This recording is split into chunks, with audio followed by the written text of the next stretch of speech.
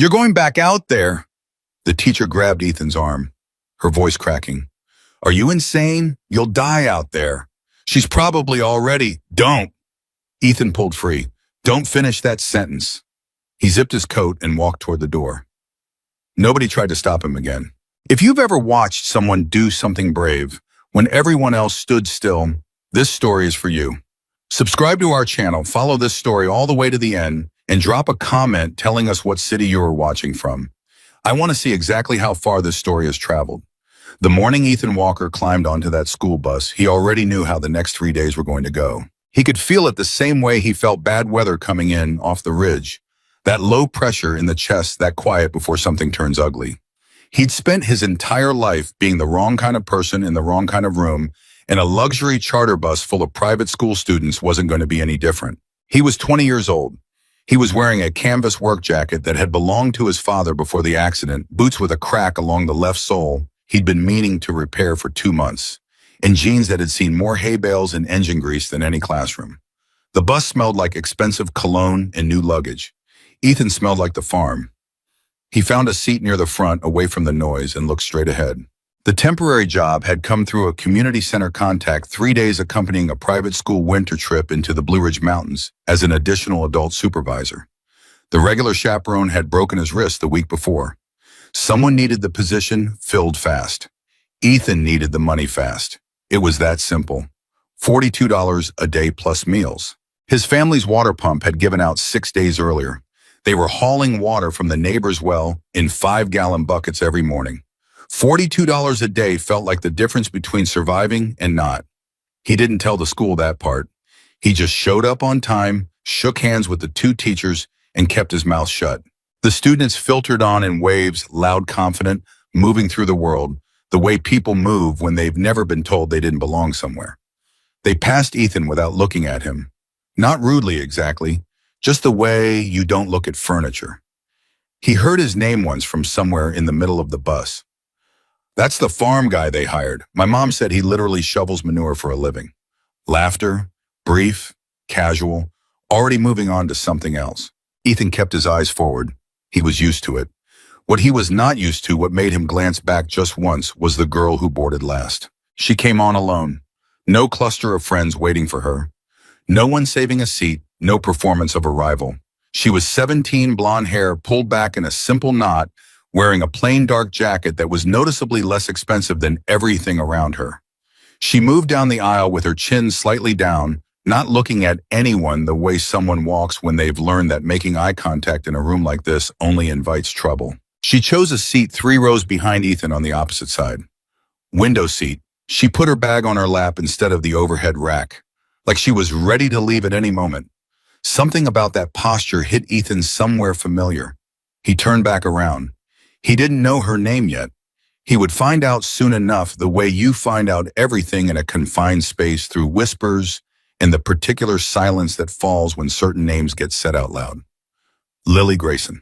The name traveled from the back of the bus to the front within the first 20 minutes of the drive, and it traveled the way rumors travel, fast sideways and with just enough venom to make sure it stuck. She's literally sitting right there. I know it's so weird that they let her come. Her dad is like actually Hell's Angels, like not joking. My dad said he has a record. My mom said she's surprised they even let someone like her enroll. Ethan heard all of it. He heard it the way you hear weather coming, not because you're listening for it, but because it fills the air whether you want it to or not. He didn't turn around again. But he thought about the girl with the bag on her lap and the chin slightly down, and he thought about what it cost a person to sit in a room where everyone was quietly deciding they didn't belong there. He knew that cost. He'd been paying it his whole life. The Walker farm sat on 43 acres of rocky Virginia hillside that his grandfather had turned into something productive through sheer stubbornness and backbreaking work. His father, Daniel Walker, had inherited that stubbornness and built on it, added a small greenhouse operation, repaired the old barn into something that actually stood straight, ran a modest but respectable cattle operation that kept them above water most years. Then the tractor accident happened. Ethan had been 18. He'd watched the whole thing from 30 feet away, and he would never fully stop seeing it, the way the machine rolled on the slope, the sound it made, his father's voice cutting off mid-sentence. Daniel Walker survived. But the damage to his lower back and left hip meant he would never work a full day the way he used to. Some mornings he couldn't get out of bed without help. Ethan had finished his junior year of high school and quietly decided that college wasn't something that was going to happen. Not right away, maybe not ever. His mother Carol had picked up extra shifts at the hardware store in town. His older sister had sent money from Raleigh when she could, which wasn't often because she had her own family to hold together. And Ethan had become the farm. Not inherited it, become it. He learned everything his father couldn't do anymore. He learned it from YouTube videos at midnight, after 12-hour days from neighbors who took pity and showed him things once and expected him to remember from trial and error that sometimes cost them money they didn't have. He fixed equipment with salvaged parts. He renegotiated the supply contracts his father had always handled. He drove to the bank himself at 19 and sat across from a man in a tie and made the case for why the Walker farm deserved another 6 months on the payment schedule. He got the 6 months. He went home and sat in his truck in the driveway for a long time before going inside. His parents never fully understood how close it got sometimes. He didn't tell them. There was no point in making them carry something they couldn't do anything about. So when the community center called with the chaperone job, Ethan didn't hesitate. He arranged coverage for the farm. His neighbor Roy, who was retired and never seemed to mind, would check on his parents and the animals twice a day.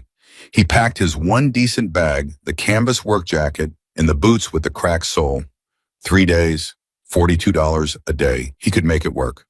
What he hadn't counted on was the weather.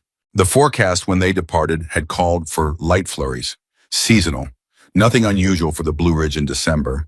The trip was a long-standing tradition at the school, an outdoor education experience they called it, though Ethan thought a more honest name might have been a chance for rich kids to feel like they've roughed it.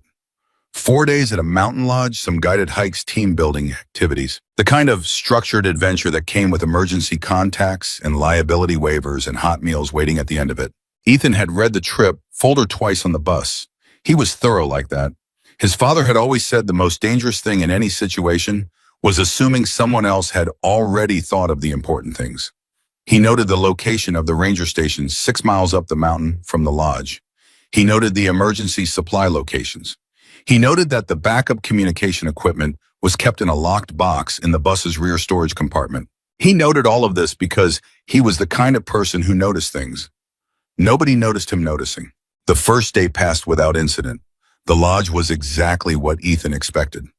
Exposed beam ceilings, a massive stone fireplace, wall-mounted animal heads that were probably supposed to feel rustic and just felt sad. The students claimed their rooms organized their social hierarchies with the efficiency of people who'd been doing it since kindergarten and largely ignored Ethan unless they needed something. He was fine with that. He ate dinner at the end of the staff table. He helped the teachers organize the next day's hiking assignments. He checked in with Roy by text parents, fine animals fine, stop worrying, and turned out his light at 10:30. He saw Lily Grayson at breakfast the next morning. She was sitting alone at a table near the window eating oatmeal and looking out at the mountain. Around her, the dining room buzzed with the particular energy of teenagers freed from routine loud and performative and completely indifferent to anything outside their own orbit. Ethan got his coffee and almost kept walking. Instead, he stopped. "Mind if I sit here?" She looked up. Something shifted in her face, surprise first, then the careful flatness that follows it when you're not sure if kindness is real or a setup. "It's a free table," she said.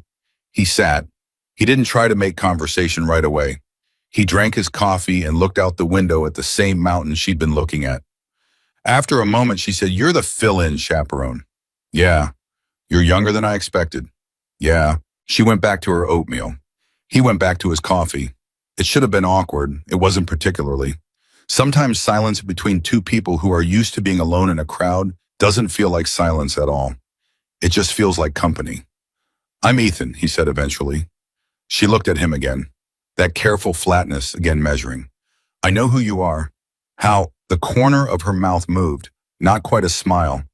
Word travels. He almost asked what word exactly. Then he figured he already knew.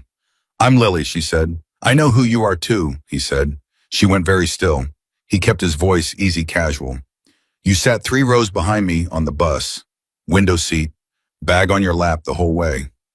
She relaxed. just slightly. I like to be ready. Ready for what? She looked back out the window. Whatever. He understood that. He understood it completely. He nodded once and drank his coffee, and they sat together in the comfortable quiet of two people who had both learned that being ready for whatever was just how you got through a day.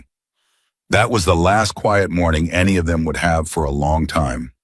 By midday, the sky had changed. Ethan noticed it on the afternoon hike, the particular quality of the light, the way the wind had shifted from the northwest and was picking up moisture, the temperature dropping faster than the forecast had suggested. He mentioned it to the lead teacher, Mrs. Calloway, a woman in her 50s who had been running this trip for 11 years and had no particular interest in weather analysis from a 20-year-old fill-in chaperone. The forecast said flurries, she said. Yes, ma'am, but the wind has shifted. I grew up on a farm in these mountains. When the wind comes out of the northwest like that and drops 20 degrees in 2 hours, it usually means, I appreciate your concern, Ethan. Her tone was patient, the way a teacher's tone gets patient right before it runs out of patience. We'll head back to the lodge at 3 o'clock as scheduled. He let it go. He shouldn't have let it go. By 2:15, the flurries had become something entirely different. It came down fast. The kind of snow that doesn't announce itself gradually, it just arrives all at once like a door slamming open. Visibility dropped from a quarter mile to 30 feet in the space of 20 minutes. The temperature plunged. The wind went from brisk to brutal. Mrs. Calloway made the call to return to the vehicles immediately. They had the students moving within 4 minutes. Ethan was at the back of the group, counting heads, keeping the slower walkers moving, watching the trail behind them. He counted 38 students. He counted again. 38. The bus held 39. He grabbed Mrs. Calloway's arm. We're one short. She stopped. What? 38. We have 38 students. The manifest says 39. Her face went the specific white of a person whose 11-year perfect record is standing on the edge of a cliff. That's not who's missing. Ethan was already running the faces through his memory. The human mind under pressure does remarkable things. His had been cataloging these students for 2 days without him consciously deciding to their habits, their groups, where they tended to drift. He knew before she finished the sentence. Lily Grayson, he said. She wasn't hiking with the main group. She went ahead on the side trail. Which side trail? He pointed into the white. Mrs. Calloway's radio crackled. The other teacher, Mr. Dennis, reporting in from the bus. All students accounted for. Except she's not here, Ethan said. I need to go back. Absolutely not. Mrs. Calloway's voice was firm now, back in control, the way authority sounds when it's most afraid. We call mountain rescue. We get everyone to the ranger station. We wait for professionals. That storm is moving at Ethan. She put her hand on his chest. You are not trained for search and rescue. If you go out there, I have 2 missing people instead of 1. Do you understand what I'm telling you?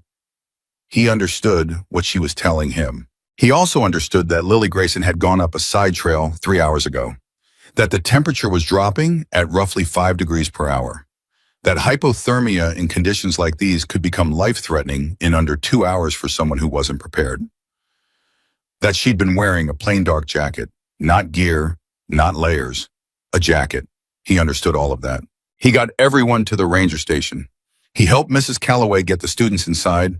He helped Mr. Dennis radio the emergency services and provide coordinates. He watched the dispatcher explain that in current conditions, a helicopter was grounded and ground rescue teams were a minimum of 90 minutes out. 90 minutes. He did the math quietly. Then he went to the equipment locker in the ranger station and started going through it. What are you doing? Mr. Dennis appeared in the doorway. Looking for rope. He found it. 50 feet of orange polypropylene rescue line. He clipped it to his belt loop. And emergency thermal blankets. He found 2. He put them in his jacket pockets. And anything that functions as a locating marker. Ethan, I need you to tie off one end of this rope to the exterior railing, Ethan said. The other end stays with me. When the rope runs out, I'll use my own sense of direction and the wind orientation to navigate back. The wind is coming consistently from the northwest. As long as I know which way the wind is hitting my face, I can track direction. You are not doing this. The station railing, Ethan said. Please. Mrs. Calloway appeared behind Mr. Dennis. She looked at Ethan, really looked at him, maybe for the first time since he'd stepped onto the bus. Something moved across her face, not quite approval, something more complicated than that. You know you might not come back, she said. Yes, ma'am. She might not be findable. Yes, ma'am. Then why? Because somebody has to go. His voice was quiet, level. The voice of someone who had already made the decision and was past the point of explaining it. And right now, I'm the only one willing. The silence in that room lasted a long time. Then Mrs. Calloway nodded once. The railing, she said to Mr. Dennis. Help him with the rope. The door opened. The cold hit Ethan like a wall. He stepped through it. Behind him, through the door already closing, he heard a voice, one of the students, a boy saying to his friend, with the particular carelessness of someone who expected other people to handle danger for them. He's literally going to die out there. What's wrong with him? Ethan didn't stop walking. The rope went taut after 20 steps. He unclipped it. He was on his own. The snow was coming sideways now, driven by a wind that had real violence in it, the kind that gets inside your collar and your sleeves and finds the gap between your gloves and your cuffs and works at you like something deliberate. Every step required twice the effort of normal walking. The drifts were above his knees in places. He moved by feel and memory and the knowledge of where Lily had turned off the main trail. He counted his steps. 100, 200. The side trail was barely a trail, more of a gap between trees where the undergrowth thinned. He'd noticed it on the way out because he noticed things. He turned into it and the wind shifted at his cheek, which was what he expected. He adjusted. He moved deeper into the white. By the 200th step off the main trail, he could no longer see more than 3 feet in any direction. The world had reduced itself to the sound of wind, the resistance of snow, and the dull ache of cold working its way through his canvas jacket. He should have brought better gear. He didn't have better gear. He kept moving. Lily. His voice went 5 feet and got swallowed. Lily Grayson, wind, snow, nothing. He tried to think the way she'd think. She'd gone up the side trail, why not following anyone? She was the kind of person who didn't follow groups. Maybe she'd been wanting some air, some distance from the manufactured social experience of 42 teenagers who had all decided to pretend she wasn't there. He understood that impulse completely. When you're invisible in a crowd, sometimes the only way to feel real is to be actually alone. So she'd taken the side trail. She'd gone up probably, because up is what you do when you want to see something clearly. He angled toward the higher ground. 300 steps, 400. His left hand had lost most of its feeling. He tucked it against his chest. His breathing was getting harder, not from exertion, but from the cold working on his lungs. Each inhale felt like something being carved. Lily. And then faint muffled, from somewhere above and to the left, something that wasn't wind. He stopped, listened. It came again. Not a voice, not even a word, just a sound, a human sound. The sound a person makes when they're too cold and too tired to be loud, but they're still trying. Ethan drove himself toward it. He found her against the base of a large pine tree 40 feet off the side trail, sitting with her knees pulled to her chest and her arms wrapped around herself. Her jacket was dark with melted snow. Her lips had gone the blue-gray color that meant the body was running out of ways to compensate. Her eyes were open barely, and when she saw him, something moved through them, relief and disbelief fighting for the same space. Hey, he said. He dropped to his knees in front of her. Hey, she said. Her voice was a wreck, thin and shaking the words coming out of a body that had been spending every bit of its energy on just staying alive. You, she stopped. Started again. You came back for me. I did. Why? The word carried real bewilderment, not performance. She genuinely didn't understand. He didn't answer that yet. He pulled the thermal blanket from his pocket and snapped it open, the crinkle crack of emergency foil sounding ridiculous and necessary in the middle of all that silence. He wrapped it around her shoulders. She let him. Can you feel your feet? He asked. Some. She paused. Not much. That's okay. That's okay. We're going to work on that. He pulled the second blanket out and wrapped it over the first one, tucking it around her legs. Can you stand? I don't. She tried, made it halfway up her legs, shaking so badly he could see it, then her knees buckled. He caught her. Okay, not yet. He held her steady. She grabbed his jacket with both hands, that grip, the desperate, involuntary grip of someone who has found something solid in a situation that has been nothing but falling and he felt it like something being settled. You shouldn't have come, she said into his jacket. You could get killed out here.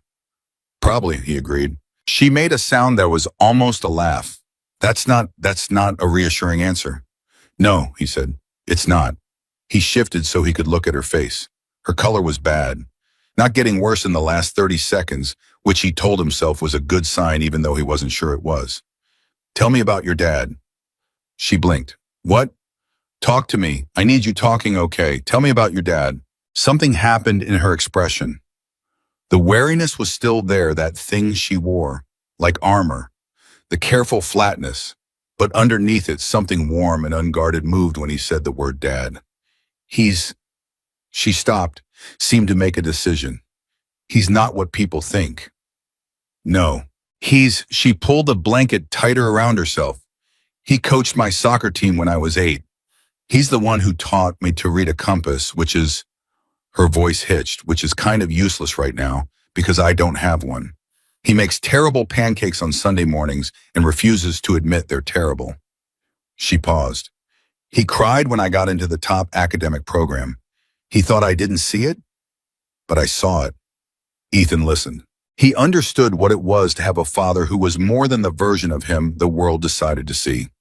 His own father, the man with the bad back and the quiet pride, and the way he'd pressed his hand to Ethan's shoulder the morning of the bank meeting and said, son, you don't have to do this, you know? And they both knew that wasn't true. And neither of them said that his father was also more than what people assumed when they looked at a struggling farm. He sounds good, Ethan said. He is. Her voice was steadier. The talking was helping. He kept her talking. He's going to be so angry I got lost. He's going to be relieved you got found. You don't know him. No, but I know Des. He shifted his weight, pulled her slightly closer against the warmth of his body. The wind was still hammering them, but the tree provided some break from the worst of it. What's his name? Mason. She paused. People call him Grizzly. Why Grizzly? The almost laugh again, warmer this time. Because when I was about 6, he got between a tourist and an actual grizzly bear at a campground. Stood there and yelled at it until it left. Did it work? Obviously, he's still here. She looked up at him. He yells at things until they move. It's kind of his whole thing.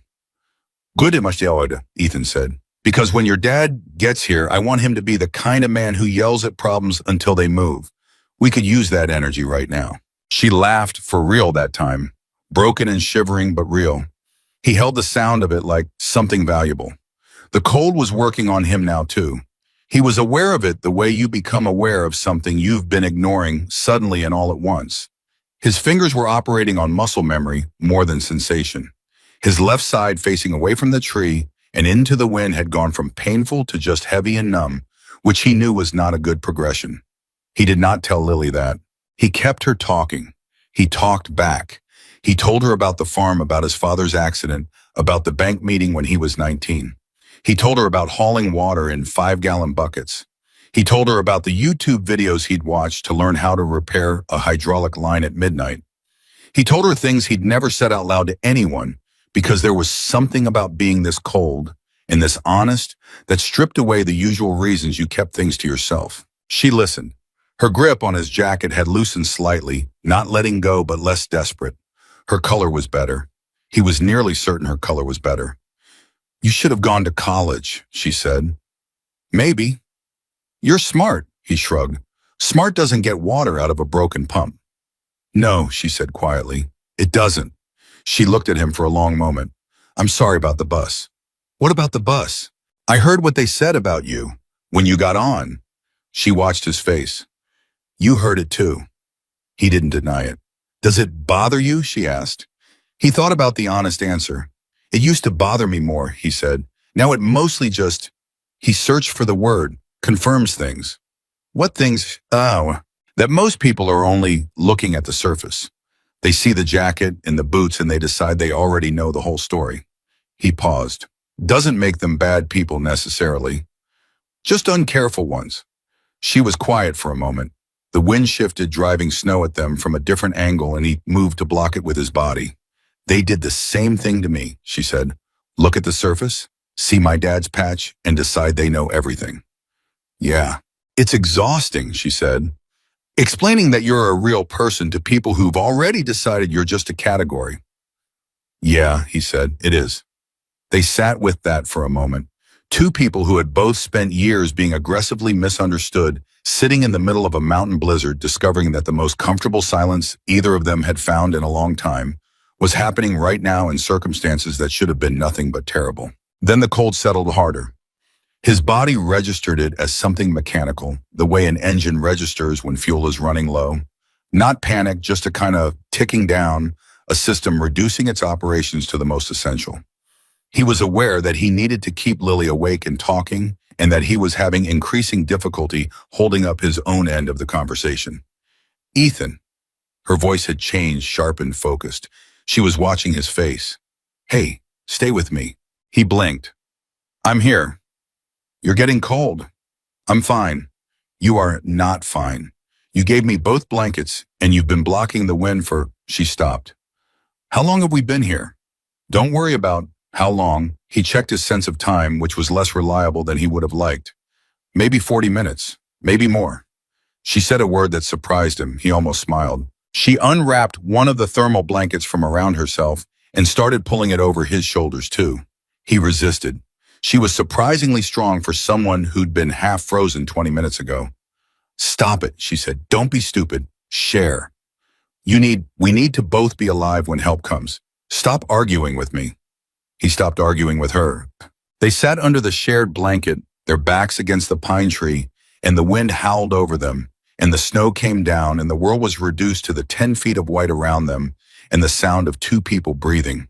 He thought distantly about his parents, about his father who would be working through the afternoon with Roy not knowing, about his mother who would see the weather on the news and not yet know her son was in it. He thought about how strange it was to be 20 years old and sitting on a mountainside next to a girl he'd known for less than 2 days, and to feel despite everything, despite the cold and the fear, and the very genuine possibility that rescue was going to come too late, that he was exactly where he was supposed to be.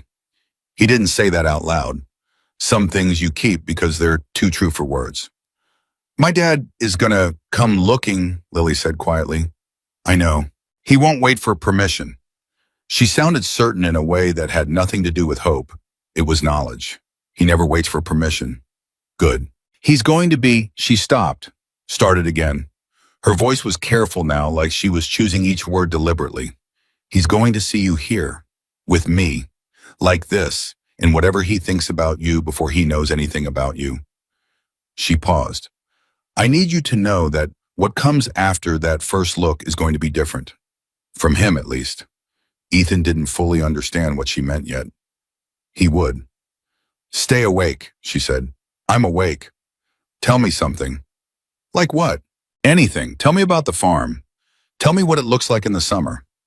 He thought about it, about the 43 acres in July, the way the ridge looked in the early morning light, the cattle moving slow and certain through the field, the way his father sat on the porch steps some evenings, just looking at it like he was memorizing something. He started talking. She listened. The snow came down, the temperature dropped another degree, and somewhere below them, on roads that were becoming impossible, engines were starting. Not car engines, not rescue vehicles, something different, something with a particular unmistakable sound that Lily Grayson had been hearing her whole life and knew even half frozen on a mountainside in a blizzard like she knew her own heartbeat. She closed her eyes. He's coming, she said. Ethan didn't ask how she knew. He just kept talking about the farm, and the cold settled around them like something patient. And somewhere below, the engines grew louder. The sound came before anything else. That was how it always was with Mason Grayson. You heard him before you saw him, and by the time you saw him, you'd already made up your mind about what you were looking at. Most people made up their minds wrong. His phone had rung at 4:17 in the afternoon. He'd been underneath a 74 shovel head that a brother had been trying to resurrect for 6 months, his hands dark with grease, half his attention on the engine, and half on the argument happening across the garage about whether the carburetor was the problem or the symptom. It was the kind of afternoon he liked, loud and purposeful and full of people who knew what they were doing and did it without drama. The number on the screen was a Virginia area code he didn't recognize. He answered on the second ring. He always answered unknown numbers. In his experience, the calls you expected were rarely the ones that mattered. Mr. Grayson, a woman's voice, controlled but barely. The kind of control that comes from professional training, fighting very hard against genuine fear. This is Margaret Calloway. I'm the lead teacher on Lily's school mountain trip. I need to tell you. Is she hurt? He was already sitting up. She's missing, sir. There's a storm. We lost track of her on a side trail. Mountain rescue is there at least 90 minutes out. We have a young man who went out to look for her, but Mason Grayson was already on his feet. Where? He said. I can send you the coordinates, but Mr. Grayson, the conditions are where? She gave him the coordinates. He was already walking toward the center of the garage, the phone still against his ear, the grease still on his hands, his voice carrying across the noise. The way his voice always carried, not because he was the loudest person in the room, but because he was the most certain. Boys, he said, the argument about the carburetor stopped. Every head in the garage turned. Mason Grayson looked at the faces of the men who had been his brothers for over 2 decades. Mechanics, fathers, veterans. Men who had worked alongside him argued with him, showed up at his door at 3 in the morning when his wife left, and he wasn't handling it the way he should have been. Men who had watched Lily grow up in this garage, who had taught her to change a tire at age 9, and had shown her the stars through the skylight in the roof, and had never once, not for a single day, let her feel like she was anything less than someone worth protecting. He said one sentence, Lily's missing on a mountain in a blizzard. The garage moved. There was no drama to it, no raised voices, no confusion about roles. This was what these men were, not the thing people assumed when they saw the patches, not the newspaper story, not the reputation that had been built over decades of misunderstanding by people who only ever looked at the surface. They were men who knew how to respond when something mattered, and nothing mattered more than Lily. Within 7 minutes, Mason had made 4 calls, 2 to men who owned snow vehicles, 1 to a brother with search and rescue training, actual certified training, from when he'd volunteered with the county emergency services for 3 years before a knee injury ended it, 1 to the ranger station directly where a woman named Karen answered and told him what she knew, which was that a young man named Ethan Walker had gone out into the storm with 50 feet of rope and 2 thermal blankets about 45 minutes ago and hadn't come back yet.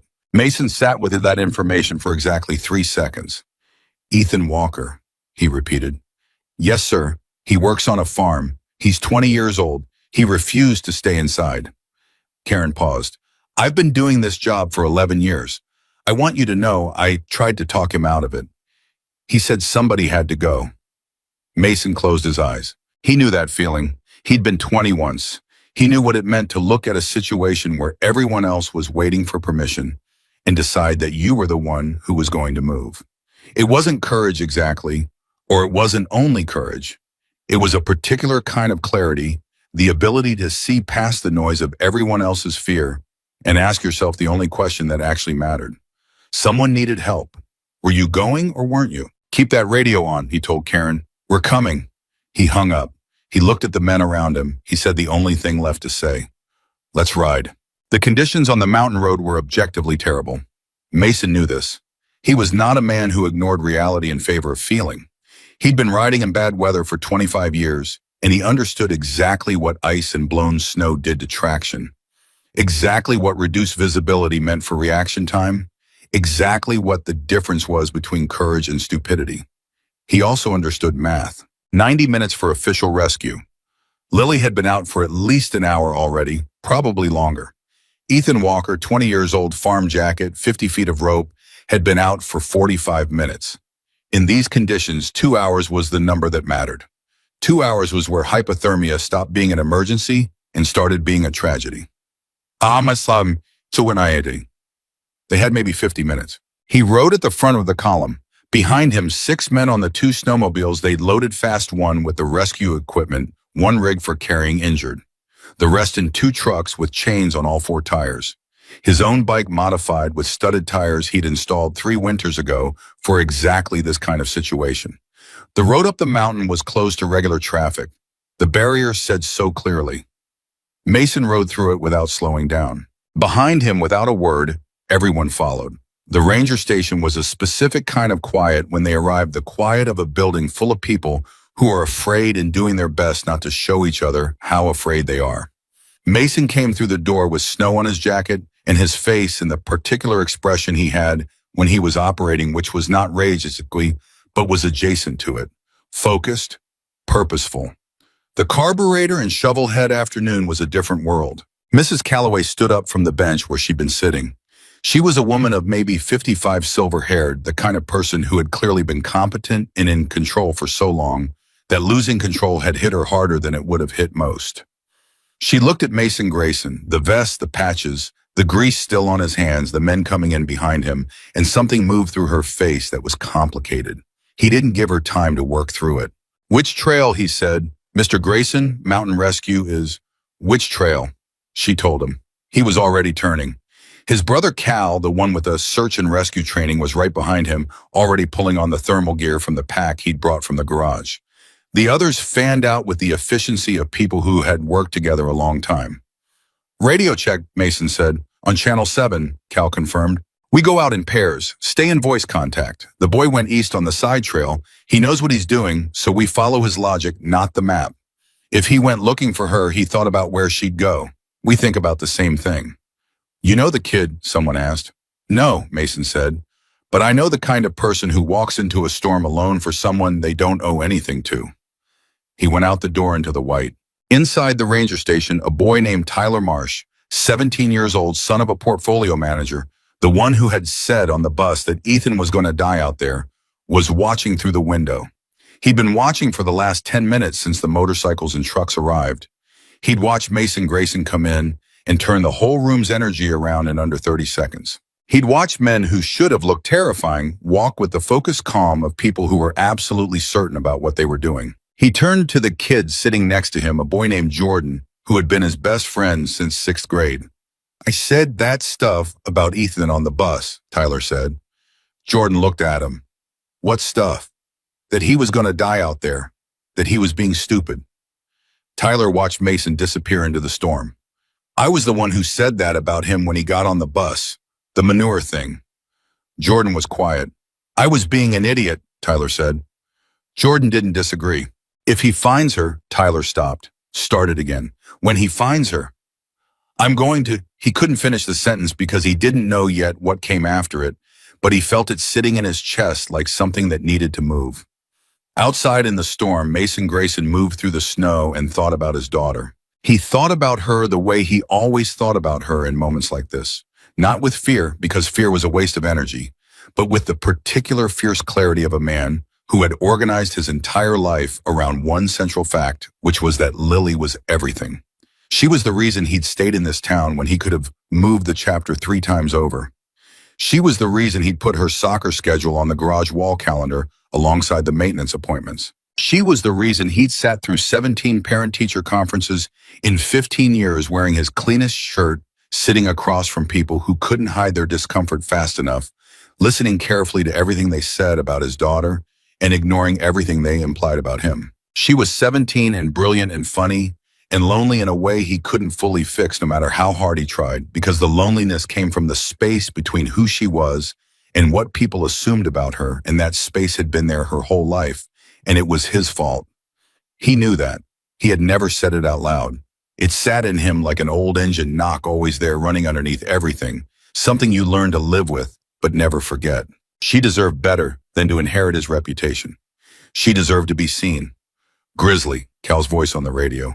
"I've got track marks east of the side trail junction." "Fresh. 2 sets." Mason stopped. "2. One going in, one wait." A pause. "Both going in." Someone followed the first set. "Walker found the trail," Mason said. "He went in after her. Looks like maybe 20 minutes ahead of us." "Then we closed 20 minutes. He was already moving in that direction. Call out when you see anything." The wind was vicious. He'd been in worse, not much worse, but worse. He kept his face down and his sense of direction fixed on the compass he wore around his neck, a habit from years ago that had saved him twice in his life and that he'd never broken. His boots were good. His gear was good. He'd made sure of that before he left the garage, 30 seconds of grabbing exactly the right things, the kind of preparation that comes from a lifetime of taking bad situations seriously. He was thinking about Ethan Walker, 20 years old, farm kid, fill-in chaperone, $42 a day, probably maybe less. Went into a mountain blizzard alone for a girl he'd known 2 days because, in Cal's words, when he'd repeated what Karen told him, somebody had to go. Mason had met a lot of people in his life. He'd met brave ones and stupid ones, and the kind who were brave in the way that was actually just stupid in better clothes. He'd met men twice Walker's age who had never once in their lives done anything that wasn't first calculated for personal cost. He thought about the boy's logic. He thought about what it said about a person, not the jacket, not the boots, not the bank account, to look at a situation where the cost to yourself was potentially everything and decide that someone else's need was worth more than your own safety. That wasn't nothing. That was everything. Lily, his voice went out into the white and got consumed. He kept moving. What he didn't know, what nobody in the ranger station knew yet, because there was no way to know, it was what was happening 40 feet up the slope under a pine tree between the girl everyone had been writing off for years and the boy everyone had been overlooking. Lily was talking. She talked because Ethan had asked her to, and then she talked because it turned out that talking to someone who was actually listening, it was something she hadn't done in a while, and the experience was enough to override even the cold, at least partially. She talked about her father's terrible Sunday pancakes and about the soccer team he'd coached and about the way he'd cried very quietly when she got into the academic program, and about how none of that ever got through to the people who made up their minds about the Graysons based on the vest and the bike and the patch. Ethan listened the way good listeners listen, not waiting for his turn to talk, but actually receiving what she said, holding it, responding to the real thing underneath the words. He told her things in return, about the farm in Jalapa and about the ridge in early morning, about his father sitting on the porch steps in the evening light, looking at 43 acres like he was memorizing them. "He sounds like my dad," Lily said. Ethan looked at her. "What do you mean?" "The way you describe him, like he knows exactly what he has and he's grateful for it, even when it's hard." She paused. "My dad's like that. He doesn't have much compared to you." She gestured vaguely in the direction of the students who were warm inside the ranger station. "But he acts like he's richer than all of them, like wealth is the wrong measurement for what he has." "Maybe it is," Ethan said. "Maybe what I am," she agreed. She could feel the cold through the blanket now. The thermal material was good, but it wasn't infinite, and two people sharing the warmth of a single emergency foil wrap in a blizzard was working against math that didn't care about effort or goodwill. She was aware of Ethan's temperature too, the way his words were coming slightly slower, the way his left hand, which she'd pulled under the blanket 20 minutes ago, was still not warm. "Tell me something true," she said. He looked at her. "What do you mean?" "I mean something real, not polite, something you'd normally not say." He thought about it. She watched him think about it, and she thought that most people asked that question would perform an answer, would produce something that sounded real without actually costing them anything. She could tell from the way Ethan went quiet that he was actually looking for the honest thing. "I'm scared," he said finally. "Not of dying exactly, of not making it back with you, of having come out here and it not being enough." She sat with that. "That's what you're scared of. Not yourself, but not being enough for someone else." "Yeah." She looked at him for a long time. "That's either the most selfless thing I've ever heard," she said, "or you're the weirdest 20-year-old alive." "Both," he said, "probably both." She laughed, her second real laugh in the storm warmer than the first. It lasted longer. When it faded, something had shifted between them, the particular shift that happens when two people stop being strangers and become something harder to name. "Your turn," he said. "Something true." She didn't hesitate. "I applied to 3 colleges out of state. I got into all of them." She looked at her hands. "I haven't told my dad yet, because leaving means he's alone, and he'll tell me to go and mean it, and I don't know how to do something that hurts him, even if it's right for me." Ethan was quiet for a moment. "He'd want you to go," he said. "I know.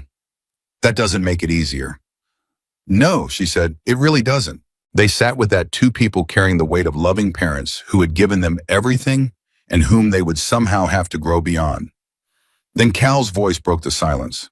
Not his voice exactly, the distant sound of a voice calling muffled by snow and distance, but unmistakably human and unmistakably searching, coming from somewhere below and to their left.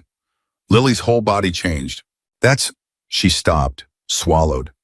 "That's one of my dad's brothers." That's Cal. I know his voice. Ethan's eyes went to her face. He came, she said.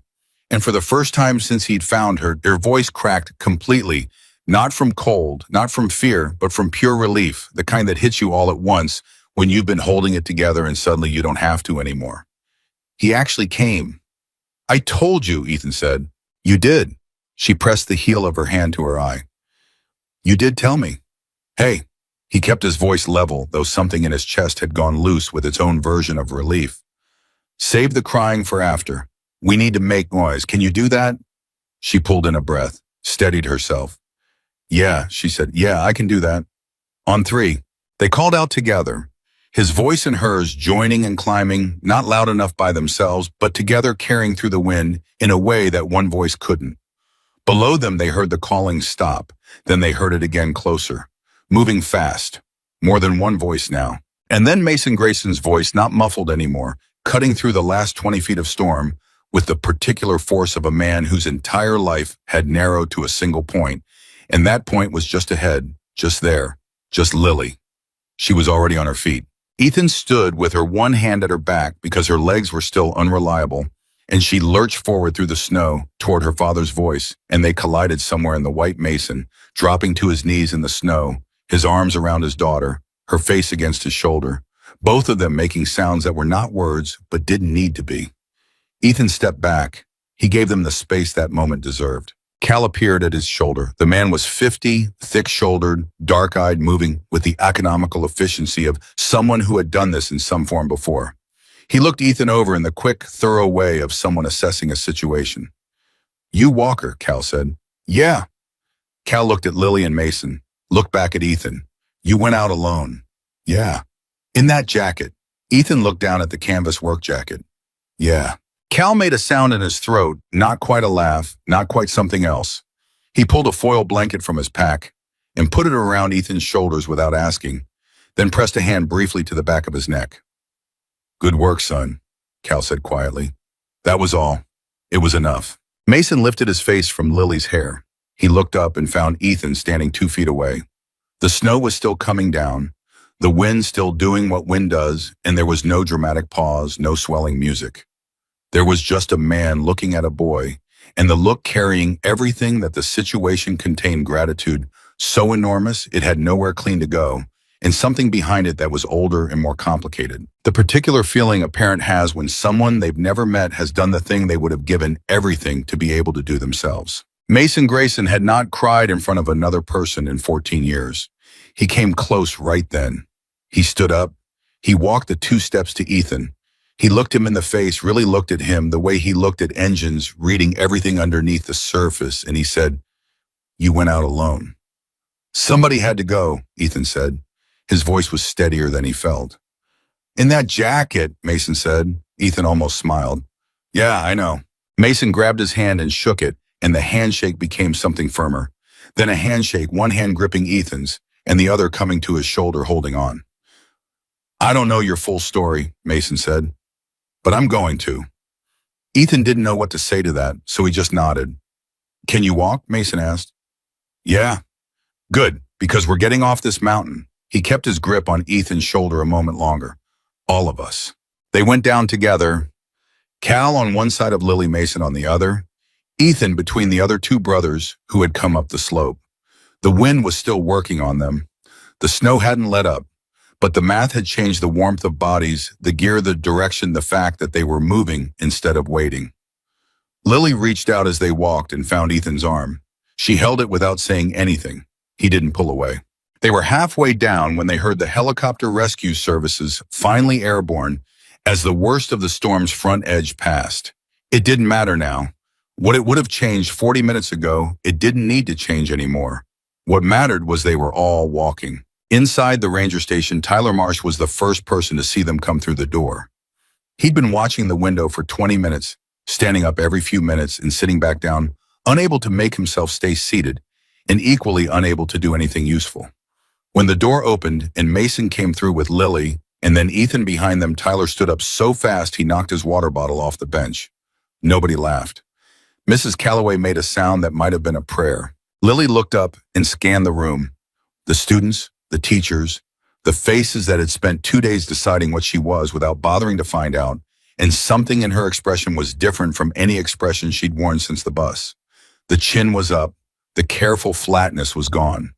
She looked tired and cold, and underneath it, steady in a way she hadn't been before. Like something had been settled. Ethan came through the door last and stopped. The room was looking at him. He wasn't used to rooms looking at him.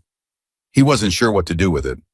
Mason Grayson stepped in beside him and said loudly enough for the room to hear, "This is Ethan Walker. Everybody remember that name." Nobody in that room forgot it. Tyler Marsh pushed through to the front. He stood in front of Ethan, 6 inches shorter, 3 times the wardrobe budget, looking like he was about to say something, and discovering that words were harder than he'd expected. "I said something stupid on the bus," Tyler said. Ethan looked at him. "About you, before we even left." Tyler's jaw worked. I wanted you to know that I know that." Ethan studied him for a moment. The boy was genuinely uncomfortable. Not performing it, actually sitting in the discomfort of his own behavior, which was harder than it looked and rarer than it should have been. "Okay," Ethan said. Tyler waited for more. There wasn't more. "That's it," Tyler said. "You said what you said. Now you said this." Ethan shrugged. "What else is there?" Tyler blinked. He'd expected anger, or at minimum, a longer accounting. He didn't get either. He got the same level unhurried attention he'd watched Ethan give everything else, and it was somehow more unsettling than anger would have been. "Okay," Tyler said finally. "Yeah, okay." He stepped back. Lily appeared at Ethan's shoulder. She had a cup of hot coffee that someone had pressed into her hands, and she gave it to him without asking. He accepted it without arguing. The warmth of the cup through his fingers felt like something being restored. They stood there, the crowded room, the farm boy and the biker's daughter, close enough that their arms were touching, and around them the room was doing what rooms do after something frightening has resolved, exhaling, shifting the low-grade conversation of people recalibrating back to normal. But normal felt different now. Cal appeared at Mason's side. He said quietly, "She needs a hospital, mild hypothermia, but she needs to be checked." "And him," Lily said. "Not a question." Cal glanced at Ethan. "Yeah, and him." Mason nodded. He looked across the room at the transport situation, the ranch trucks outside, the weather still rough, but passable now, the rescue helicopter just touching down in the clearing. He made the calculation. "We're not waiting for transport," he said. "We're taking them ourselves." Mrs. Calloway, who had been quietly falling apart and quietly pulling herself back together in the corner, straightened up. "The school has protocols." "Ma'am," Mason said, not unkindly, with respect. "Your protocols are for situations where the result could still change. The result changed 40 minutes ago out on that mountain." He held her eyes. "These 2 kids are getting medical attention tonight, and they're getting it fast, and my brothers and I are going to make sure of that. You can follow us to the hospital, or you can call it in however you need to, but we're moving." She looked at him, she looked at Lily, she looked at Ethan. "Drive safe," she said. Mason almost smiled. Ethan was in the truck within 3 minutes, sandwiched between Cal and a brother named Donnie, who had been driving mountain roads for 30 years and treated the ice like a conversation he already knew how to have. The heat was up. Someone had found a heavier jacket for him to put over the canvas one. His left hand was tingling back to life in a way that was more painful than the numbness had been, and significantly more welcome. He looked out the window at the dark and the snow, and let himself, just for a moment, stop running the calculations. They were out. Lily was alive. That was the only number that mattered. "Hey," Donnie's voice without taking his eyes from the road. "You ever ridden in a truck driven by an old Hell's Angel before?" "No," Ethan said. Donnie glanced at him. "How's it feel?" Ethan thought about it. The heat, the movement, the sensation returning to his fingers, the knowledge that an hour ago he'd been sitting in a snowstorm, waiting to find out which direction things were going to go. "Feels good," he said. Donnie nodded like that was the right answer. He turned his eyes back to the road and drove them down the mountain through the dark in the clearing snow, steady and certain with the ease of someone who had been moving through difficult terrain for so long, it had become the only kind of terrain he truly trusted. Behind them in the other truck, Mason Grayson rode with his daughter's head against his shoulder and one hand resting on top of hers, and he did not say anything for a long time. Then Lily said, "He went out alone, Dad, in that jacket with 50 feet of rope." "I know," Mason said. "He wasn't going to leave me." I know. She was quiet for a moment. Then, nobody has ever done that for me before. Someone who didn't have to. Mason pressed his lips together. He looked out at the road ahead, the headlights cutting through the last of the storm. Then it's past time, he said quietly. Lily rested her head back on his shoulder. And Mason Grayson thought about a 20-year-old boy in a canvas work jacket who had decided in the middle of a mountain blizzard that somebody had to go and had been in every way that actually mattered exactly right. He wasn't done thinking about that. Not even close. The hospital was the kind of small regional facility that handled everything from farm accidents to hunting injuries staffed by people who had seen enough real emergencies to move without fuss and ask questions later. They took Lillian first and Ethan second, and the next 2 hours belonged to doctors and nurses and the particular organized chaos of people doing their jobs well under pressure.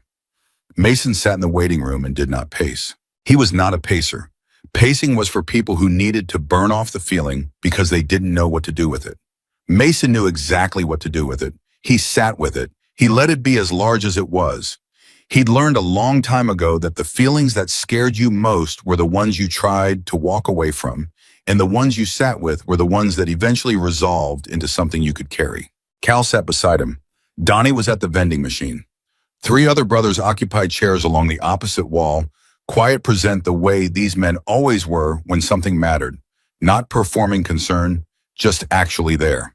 A nurse came out at the 40-minute mark and spoke to Mason directly. Lily's core temperature was coming up normally, mild hypothermia as Cal had assessed, no lasting damage expected. She was going to be fine. Mason nodded. He said thank you. He did not show the room what that information cost him to receive, which was everything he had. What about the boy, he asked. Ethan Walker. The nurse hesitated. Are you family? Mason looked at her without blinking. I'm the reason his family still has someone to come home to, he said. What about the boy? She checked her tablet. Similar presentation. His exposure was longer and more severe, given his clothing situation. He's responding well. Some nerve sensitivity in the left hand that should resolve. They're keeping him overnight for observation. Good, Mason said. Who's paying for that? The nurse looked up. I'm sorry. His hospital stay. Who's covering it? I'm not sure that's a question I can find out, Mason said, and tell whoever handles that it's covered, whatever it is. The nurse looked at him for a moment, at the vest, the patches, the grease that was still under his fingernails at 9:30 at night, and to her credit, she didn't hesitate. I'll make a note, she said and went back through the door. Cal looked at Mason sidelong. You didn't even ask the number. Doesn't matter what the number is, Mason said. Cal nodded once. He knew his brother well enough not to argue about that. It was another 20 minutes before they let Mason in to see Lily. She was sitting up in the hospital bed with color returning to her face, an IV in her arm, wearing a hospital gown that she was clearly annoyed about. And she looked at her father when he came through the door with the same expression she'd been giving him since she was about 4 years old. Relief and irritation occupying the same face simultaneously. Because she had never once in her life been able to feel one thing at a time. You broke through a road barrier, she said. The barrier was in my way, he said. You could have been arrested. I could have been a lot of things. He sat in the chair beside her bed and took her hand. I chose to be here. She looked at him. Something moved through her face that she didn't bother to hide because she was too tired to maintain the armor. I was scared, she said. I want you to know I wasn't scared the whole time. At the end, I wasn't scared. Because of Walker. Because of Ethan, she corrected gently. His name is Ethan, Dad. Mason squeezed her hand. Tell me.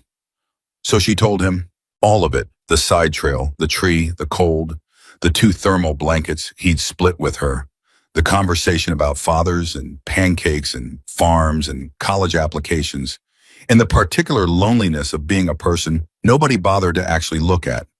She told him about the moment Ethan's temperature started dropping and he wouldn't admit it, and how she'd wrestled the blanket back around both of them. She told him about calling out together on 3 and hearing the voices coming up the slope. Mason listened without interrupting.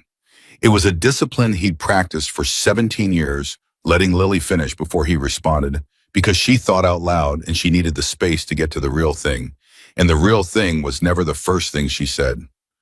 When she finished, he was quiet for a moment. He told you about his dad, Mason said, and his farm, And the bank meeting when he was 19. She paused. He talked about your family the same way you talk about ours.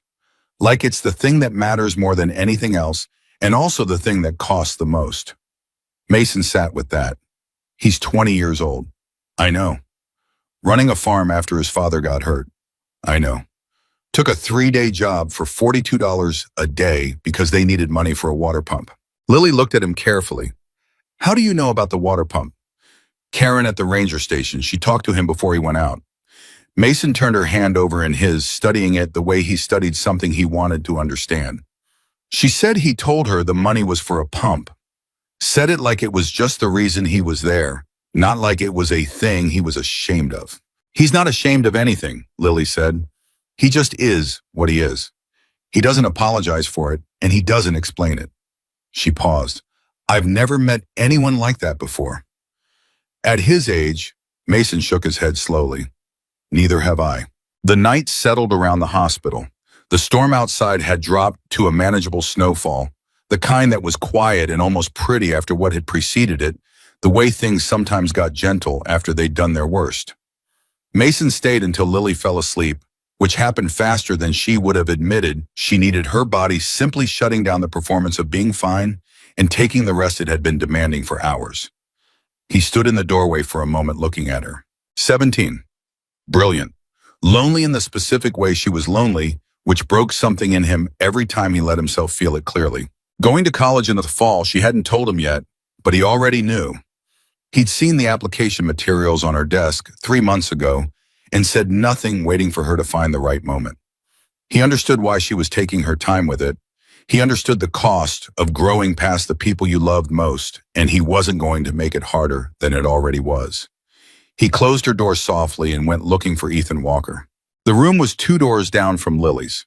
Ethan was awake, the particular awake of someone who had been given warmth and fluids in the absence of immediate crisis and whose body had decided to process all of it at once instead of letting him sleep. He was sitting up against the pillows, his left hand wrapped in something that looked like a warming compress, staring at the middle distance with the expression of a person reviewing a long list of things internally. He looked up when Mason appeared in the doorway.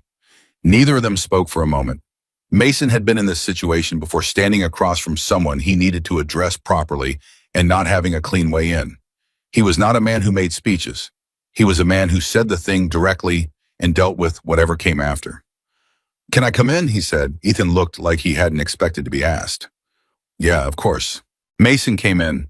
He pulled the chair from the corner and sat it close to the bed and sat in it the way he sat, squared up, forward, present. He looked at Ethan's hand. How's the feeling coming back? He asked. Hurts, Ethan said. That's good. That's what they tell me. The hurt means it's working. Mason leaned forward. I want to say something to you. I need you to let me finish before you say anything. Ethan nodded. My daughter is alive, Mason said, because of what you did. I don't have a way to tell you what that means to me that would actually be large enough. You could ask me for anything right now, and I'd find a way to make it happen, and it still wouldn't cover the balance. There isn't a balance. There isn't a number. He paused. Let that sit. What I want you to know is that I see you. Not the jacket, not the gup, not the boots. He looked directly at Ethan's face. I see what kind of man you are, and I want you to know that someone sees it, because I have a feeling not enough people have told you that. Ethan held his gaze. His jaw moved slightly. Whatever he was feeling, it was too large and too complicated to organize into words in real time. Thank you, he said finally. It was barely adequate, and they both knew it, and it was also exactly right. Your hospital bill is handled, Mason said. Ethan stiffened. You don't have to. I know I don't. Mason kept his voice level. I want to. There's a difference. Don't take that away from me. Ethan considered that framing, the distinction between obligation and choice. He understood it from the other direction, the way he'd gone out into that storm, not because he had to, but because something in him wouldn't let him not. He nodded.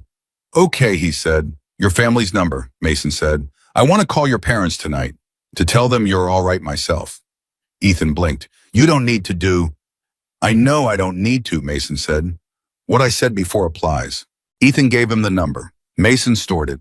He stood, He looked down at this 20-year-old boy who had gone into a mountain blizzard in a canvas work jacket and 50 feet of rope because somebody had to go, and he thought about all the things he wanted to say that would take time and circumstance he didn't have right now. "Get some sleep," he said. "We're going to talk more when you're not half frozen." "Okay," Ethan said. Mason turned to go. Then Ethan said, "Mr. Grayson?" He turned back. "She's going to tell you about the colleges," Ethan said, "when she's ready. I wanted you to know that she's thinking about you when she thinks about it. That's why she hasn't said anything yet. She's not avoiding it because she doesn't trust you. She's avoiding it because she loves you." Mason stood in the doorway for a moment. "She told you about that," he said. "Yeah." "On the mountain?" "Yeah." Mason was quiet. Something moved through his face that was too specific and private to name. "I know," he said. "I've known about the applications for a while." Ethan looked at him. And she should go," Mason said. "Wherever she wants, she should go and not look back." He held Ethan's eyes. "That's what you do for the people you love. You make sure the thing that's right for them doesn't cost them more than it should." He left before Ethan could respond. In the hallway, he found Cal waiting with 2 cups of terrible vending machine coffee. Cal handed him one without comment. They stood there for a moment, the two of them, in the particular silence of men who had been through enough together that they didn't need to fill every space. "He's something," Cal said finally. "Yeah," Mason said. "Going to be interesting." "Yeah." Cal sipped his coffee. "What are you going to do?" Mason thought about 43 rocky acres on a Virginia hillside, a water pump that needed replacing, an old barn, a family running on character and not much else, a 20-year-old who carried things without showing the weight of them. "The right thing," Mason said. Cal nodded. He didn't ask what that meant. He knew Mason well enough to know that when he said the right thing in that particular tone, he already had a plan, and the plan was already in motion in his head, and all it was waiting for was the circumstances to catch up. He called Carol Walker at 10:45. She answered on the first ring, which meant she'd been sitting with the phone, which meant she knew something, which meant either the school had called or the news had been running the storm coverage with enough detail. Her voice when she answered was the voice of a woman who had been holding herself together by sheer force of will for hours. "Mrs. Walker," Mason said, "my name is Mason Grayson. My daughter was the student your son found on the mountain tonight." The sound Carol Walker made on the other end of that call was something Mason would carry with him for a long time. It was not one emotion. It was all of them at once, relief and pride, and something that sounded like it had been held very tight for a very long time, finally being allowed to move. "He's okay," she said. "He's truly okay. He's in the hospital, but he's fine. They're keeping him overnight for observation. His left hand was affected by the cold, but it's responding well. He'll be home tomorrow." Mason paused. "Mrs. Walker, I called because I wanted to tell you personally. Your son went into a blizzard alone in his work jacket for a girl he barely knew because he decided somebody had to go. I've met a lot of people in my life. I have never met someone his age or most ages, honestly, who had that kind of clarity about what mattered." The silence on the other end lasted just long enough that he thought maybe the call had dropped. Then Carol Walker said quietly, "He's always been like that. Since he was small, he just sees what needs doing and does it." She paused. "He doesn't think it's special. That's the thing about him. He doesn't understand that what he does isn't what everyone does." "I know," Mason said. "That's what makes it what it is." "Mr. Grayson," her voice steadied, "thank you for calling. Thank you for going up that mountain." "He went first," Mason said. "We just followed." He hung up and stood in the hallway of the small regional hospital, the vending machine coffee going cold in his hand, and he thought about Carol Walker's voice and about what she'd said. He just sees what needs doing and does it, and he thought about his own daughter asleep 2 doors away, and about 43 rocky acres, and about all the things that were going to need to happen in the coming weeks. He finished the coffee. He crushed the cup. He went back to the waiting area and sat down next to Cal and said, "I need to take a ride to the Walker farm." Cal looked at him. "When, Tom?" "Soon as the boy's home and on his feet." "What are you going to do there?" "Look at what needs doing," Mason said, "and do it." The next morning arrived gray and cold and clear, the storm completely blown through the mountain roads passable again. The school arranged transport for the students, most of whom left the ranger station with the slightly shell-shocked energy of people who had been close to something real and weren't sure yet how to incorporate it. Mrs. Calloway personally signed off on the paperwork that acknowledged Ethan Walker had been present, had performed critical services, and was entitled to his full compensation, plus an additional payment the school board would approve before the week was out. She did this without being asked. Some things you do because they're right, and the paperwork is just the formal version of knowing it. Lily was discharged at 9 in the morning. She came out of her room dressed in clothes Mason had sent Cal back to the motel to retrieve her, color fully restored, moving with the deliberate care of someone whose body was still communicating its recent grievances, but who was not about to let that slow her down. She found Ethan in the hallway standing at the nurse's station while they processed his discharge paperwork, looking like a man who wanted to be somewhere else and was being patient about not being there yet. She walked up beside him and didn't say anything right away. He looked at her. She looked at him. The particular silence between two people who had shared something too large for easy language settled around them like weather. "How's the hand?" she said. "Annoying," he said. "Good annoying or bad annoying?" "Alive annoying." He looked at his left hand, flexing the fingers, slowly watching them move with the proprietary attention of someone who'd spent the night wondering if they were going to do that. "I'll take it." She nodded. "My dad called your mom last night." Something shifted in his face. "Yeah," she cried, Lily said. He looked away, jaw tight. He was not, she had noticed, a person who was comfortable receiving things he was built for, giving them, for carrying them, for being the one who went into the storm. The idea of his mother crying of his parents sitting with the knowledge of what he'd done and what it had cost him clearly hit him somewhere that the cold itself hadn't reached. "She's okay, though," he said. "She sounded good," Lily said. "According to my dad." She paused. He stayed on the phone with her for a while. Ethan turned back to her. "How long is a while?" "Long enough that Cal teased him about it." The corner of her mouth moved. "For what it's worth, my dad doesn't usually make calls like that. He's not a phone person." Ethan absorbed that. He understood what it meant, and he understood why she was telling him, and he felt it land somewhere specific. "What happens now?" he said. It was a genuine question. Not rhetorical. He was 20 years old and had spent the night in a hospital after walking into a mountain blizzard and saving someone's life. And he was asking what came next with the honest uncertainty of a person who was good at emergencies and still learning what normal looked like afterward. Lily thought about the question seriously the way she thought about everything. "You go home," she said. "You fix the water pump. You take care of your parents." She paused. "And then I think you let some things happen." "What things?" "My dad's going to want to come to the farm," she said. "He's going to say it's about the pump or about the barn or about whatever he can see needs doing. And it is actually, he genuinely can't drive past a broken thing without wanting to fix it. It's been a problem my whole life." She looked at him directly. "But it's really about this, about what you did. He needs to do something with it. He can't just say thank you and leave it because that's not who he is. So you should be ready for that." Ethan studied her. "Are you telling me to let him help?" "I'm telling you that my dad doesn't offer help as charity," she said. "He offers it as respect. And I think you know the difference because you're the kind of person who knows the difference." He was quiet for a moment. "Yeah," he said. "I do know the difference." "Then let him," she said simply. The discharge paperwork came through. A nurse handed Ethan a folder with instructions about the hand and what to watch for and when to call. He thanked her the way he thanked everyone directly without performance, like he actually meant it, which he did. They walked out into the morning together, and Mason and Cal were waiting with the truck, and the world outside was white and quiet and cold, in the specific way that comes after a storm has done everything it intended to do. Mason looked at Ethan in the morning light. Daytime sober, no crisis running, just a man looking at a boy and doing the full accounting. He did that thing Lily had described, that reading the engine thing, the looking underneath the surface. Whatever he found, it confirmed something he had already decided. "Ride with us," Mason said. "We'll take you back to your car at the lodge." "I appreciate it," Ethan said.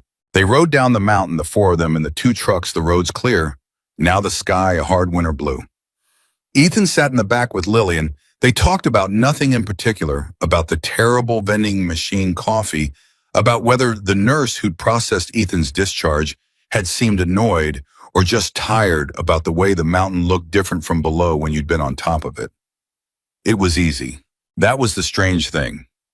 After everything, the storm and the cold and the hospital and the weight of all that had passed between them, talking to each other was just easy. It had been easy from the first morning at the breakfast table, and it was still easy now. And neither of them said anything about that, but they both noticed it. Cal noticed it too. He said nothing, but he cut his eyes to Mason once briefly in the front seat. Mason kept his eyes on the road. The lodge parking lot still had Ethan's truck in it, a '99 Ford that had seen better decades, sitting under a fresh layer of snow, with the patient reliability of something that had learned not to expect good conditions. Ethan looked at it with the particular affection people develop for old things that keep showing up. He got out of the truck. He turned to say goodbye and found that Mason had gotten out too and was standing in the cold with his hands in his jacket pockets, looking at the Ford the way he looked at most things, with the involuntary professional assessment of a man who spent his life understanding how machines worked. "When's the last time that transmission was serviced?" Mason said. Ethan looked at the truck. Honestly, it's on the list." Mason nodded slowly. "The list. It's a long list," Ethan said. Mason pulled his card from his jacket pocket and held it out. It was a simple card, the garage name, a phone number, Mason's name without any title because he didn't go in for titles. Ethan took it. "When you're ready," Mason said, "call that number, not as a favor, as a transaction. Your truck needs work. We do good work. You'll pay what you can, when you can, and the rest is a long-term arrangement." Ethan looked at the card. He looked at Mason. "You don't know me," he said. It wasn't accusatory, it was honest. "I know enough," Mason said. "I told you that last night. I see what kind of man you are." Ethan turned the card over in his fingers. He thought about his father saying, "Son, you don't have to do this," both of them knowing it wasn't true. He thought about the bank meeting and the 6 months he'd negotiated. He thought about what Lily had said, that Mason's help wasn't charity, it was respect, and that he was the kind of person who knew the difference. He pocketed the card. "Thank you," he said. Mason put his hand out again. The same handshake as the night before, firm, held a beat longer than strictly necessary, the other hand at his shoulder. The gesture of a man who expressed things through contact because words were always going to be inadequate. "Drive safe," Mason said. "Road's good, but watch the bridges." "Yes, sir." Ethan turned to Lily. She was standing 3 feet away, arms crossed against the cold, watching him with that direct look she had, the one that had startled him that first morning at breakfast, because he wasn't used to being actually looked at.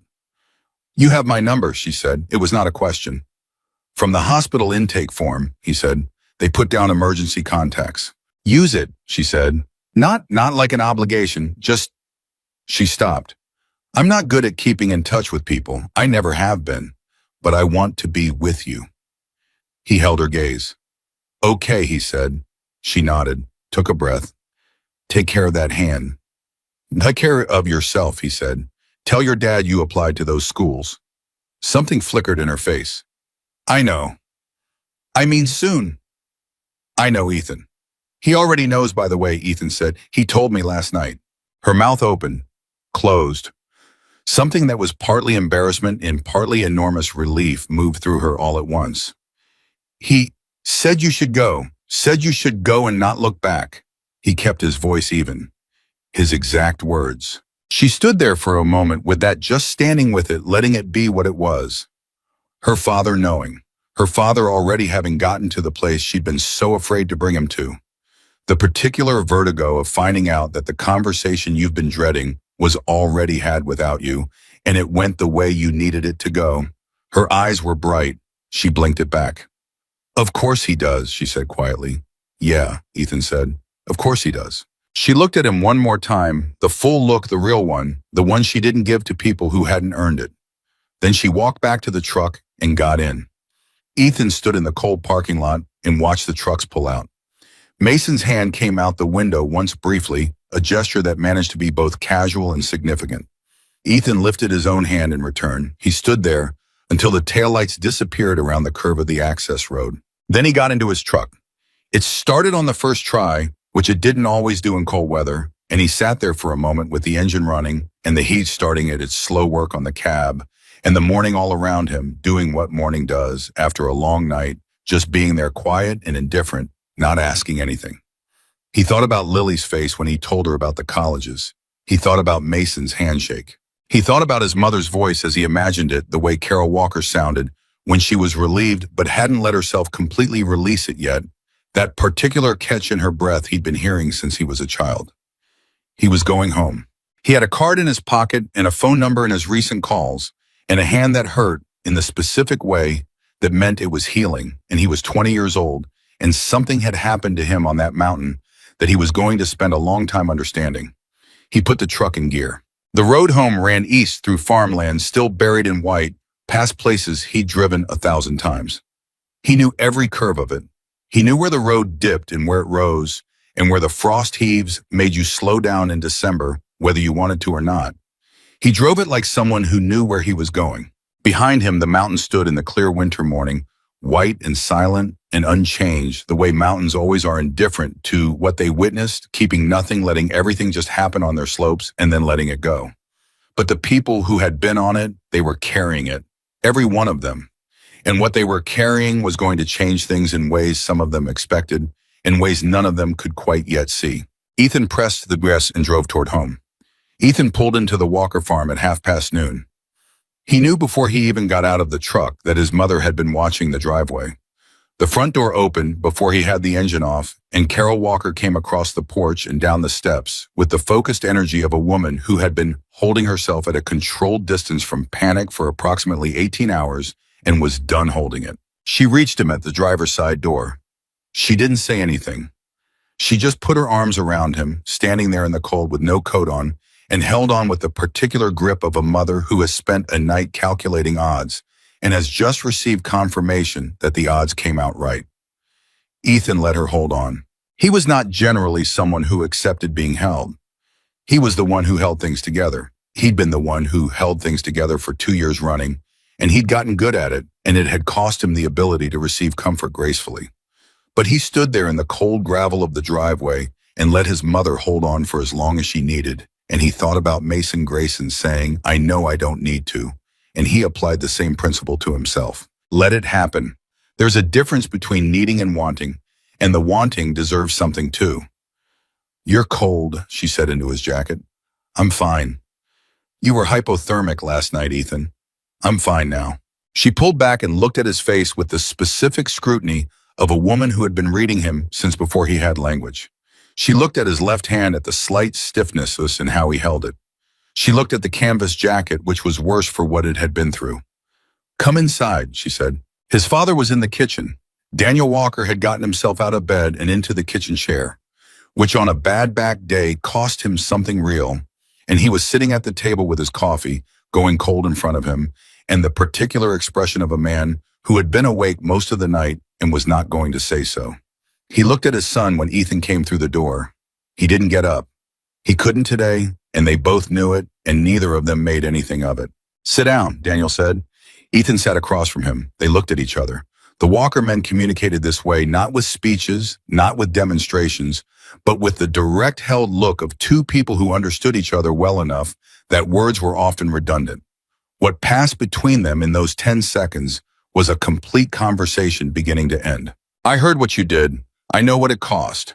I'm not going to tell you it was foolish because I know why you did it, and I'd have done the same thing, and we both know that too. I'm proud of you in a way I don't have words for. I'm glad you're home." Ethan heard all of it. "Roy managed fine," Daniel said finally, the most practical sentence available, deployed as a vessel for everything else. "Good," Ethan said. "Water pump's still out." "I'll look at it this afternoon." "You'll look at it tomorrow. You went through what you went through last night, and you'll rest today." Daniel picked up his coffee, realized it was cold, put it down. "The man called, Mason Grayson. I know, he told me he was going to. He talked to your mother for a while." Daniel paused. "Then he talked to me." Ethan looked at his father. "What did he say?" "He told me what you did." Daniel's jaw worked briefly. "I said I wasn't surprised. He said he was, and he'd met a lot of people." He turned the coffee cup slowly. "He asked if he could come to the farm, said he wanted to meet us, said he had some things he wanted to talk about." "What did you say?" "I said any man who calls a stranger at 11 at night to tell them their kid is safe is a man I'll sit down with." Daniel looked at his son steadily. What is he, Ethan? What's the story there? Ethan thought about how to answer that. He thought about Mason coming through the ranger station door with grease on his hands and snow on his jacket, and the room changing when he walked in. He thought about the handshake. He thought about the card in his pocket. He's a man who loves his daughter, Ethan said. Everything else is just surface. Daniel considered that. He nodded once, the slow nod of a man who was revising a preliminary judgment based on better information. He's coming Saturday, he said. I told him Saturday was fine. Ethan nodded. You're not going to tell me to say no, Carol asked from the counter where she'd been making coffee and listening. Why would I say no? She brought the fresh coffee to the table and set it in front of Daniel. Some people might feel I don't know, like accepting help was, Mom, Ethan said, he's not coming to help us. He's coming because he needs to. He picked up his father's old cup and replaced it with the fresh one. There's a difference. Carol looked at her son.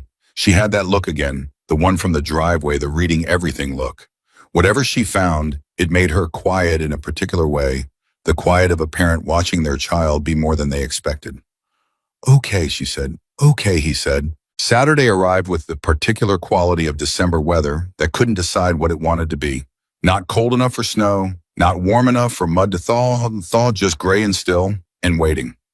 Ethan was up at 5, the way he always was, and by the time the sun came up, he'd already done the morning rounds, checked on the cattle, assessed the barn's east wall where the wind had been getting in through a gap he'd been meaning to address for a month, and stood for a while in front of the silent water pump, doing the math on what parts it needed and what parts cost. He was still doing that math when he heard the engines. Not one engine, multiple. He walked around to the front of the house and stopped. There were 7 vehicles coming up the Walker farm driveway. Mason's truck at the front. Behind it, 2 more trucks. Behind those, a van that had the logo of a plumbing supply company on the side. And behind that, 3 more trucks with bed caps, the kind of caps that said there were things stored carefully underneath them. Ethan stood in the driveway and watched them come. Mason got out first. He was in work clothes, worn jeans, heavy boots, a flannel under a canvas jacket that was significantly heavier than Ethan's and had clearly been chosen deliberately. He looked at Ethan. He looked at the farm, the barn, the east wall, the pump housing the greenhouse structure that had a section of framing that needed attention, the driveway itself where the gravel had thinned in places. He looked at all of it the way he looked at engines. You said Saturday, Ethan said. It is Saturday, Mason said. Ethan counted. You brought 11 people. 13, Mason said. 2 are in the last truck. He came to stand beside Ethan and looked at the east wall of the barn, that gap in the framing. How long has that been there? About a month. What's on the other side of it? Hay storage. Mason nodded. Wind gets in, moisture follows. You'll lose the bales before spring if that's not sealed. He said it the same way he'd said everything, not as judgment, just as fact. The way a mechanic tells you what he sees without making you feel stupid for not seeing it yourself. Cal appeared beside him. Pump's there, around back, Ethan said. I'll start with that. Cal was already moving. Mason turned to Ethan.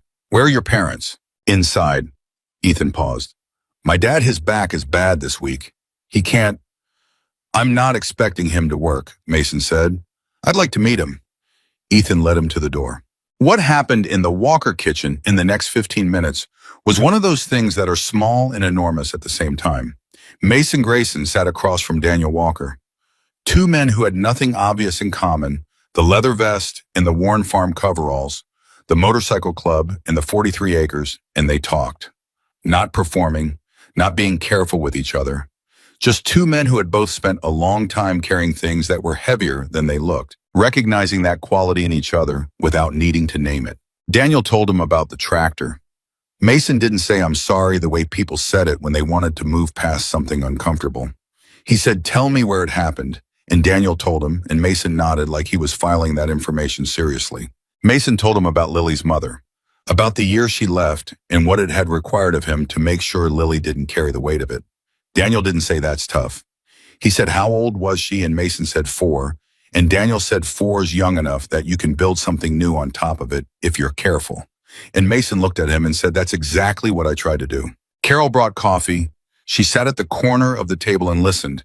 And once, when there was a pause, she said quietly, thank you for calling us that night. My husband and I, we didn't sleep, but we would have been much worse without that call. Mason looked at her. Your son sat in the snow for 2 hours in a work jacket because he decided my daughter mattered. The least I could do was call. Carol pressed her hand over her mouth briefly, took a breath. He's always been like that, she said. Even as a boy, he sees what needs doing. I know, Mason said. I could tell. He wrapped both hands around his coffee cup. I want to be straight with you about why we're here today. It's not charity. I want to be clear about that. What your son did is not something I can repay with a water pump. There isn't a currency for it, but I'm a man who works with his hands, and when I see something that needs doing, I need to do it. It's a compulsion I've had my whole life, and I've stopped apologizing for it. He looked at Daniel. What we do today, we do because it needs doing, and because we're capable of doing it, and because your son deserves to come home to a farm that's working right. That's the whole story. Daniel Walker looked at Mason Grayson for a long time. All right, he said, I accept that. Mason nodded. He finished his coffee. He stood. He shook Daniel's hand with the same firmness he'd given Ethan at the hospital, held a beat meant something. Then he went back outside. Ethan was already out there. He'd been helping Cal locate the parts of the pump that needed replacing, which was most of it the whole mechanism having been fighting a losing battle for longer than was strictly wise. The plumbing supply van had turned out to contain not just a new pump, but the full installation kit, and 2 men who did this for a living and moved through the work with the efficiency of deep experience. You knew what it needed before you came, Ethan said to Mason. I asked Cal.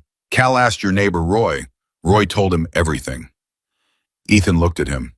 Roy's been talking to your people. Roy called me, Mason said, the morning after I called your parents.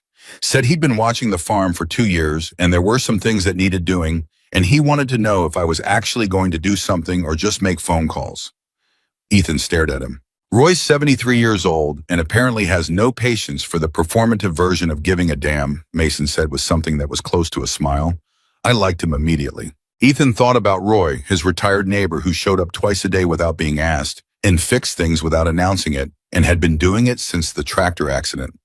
Like it was just the obvious response to a neighbor in need.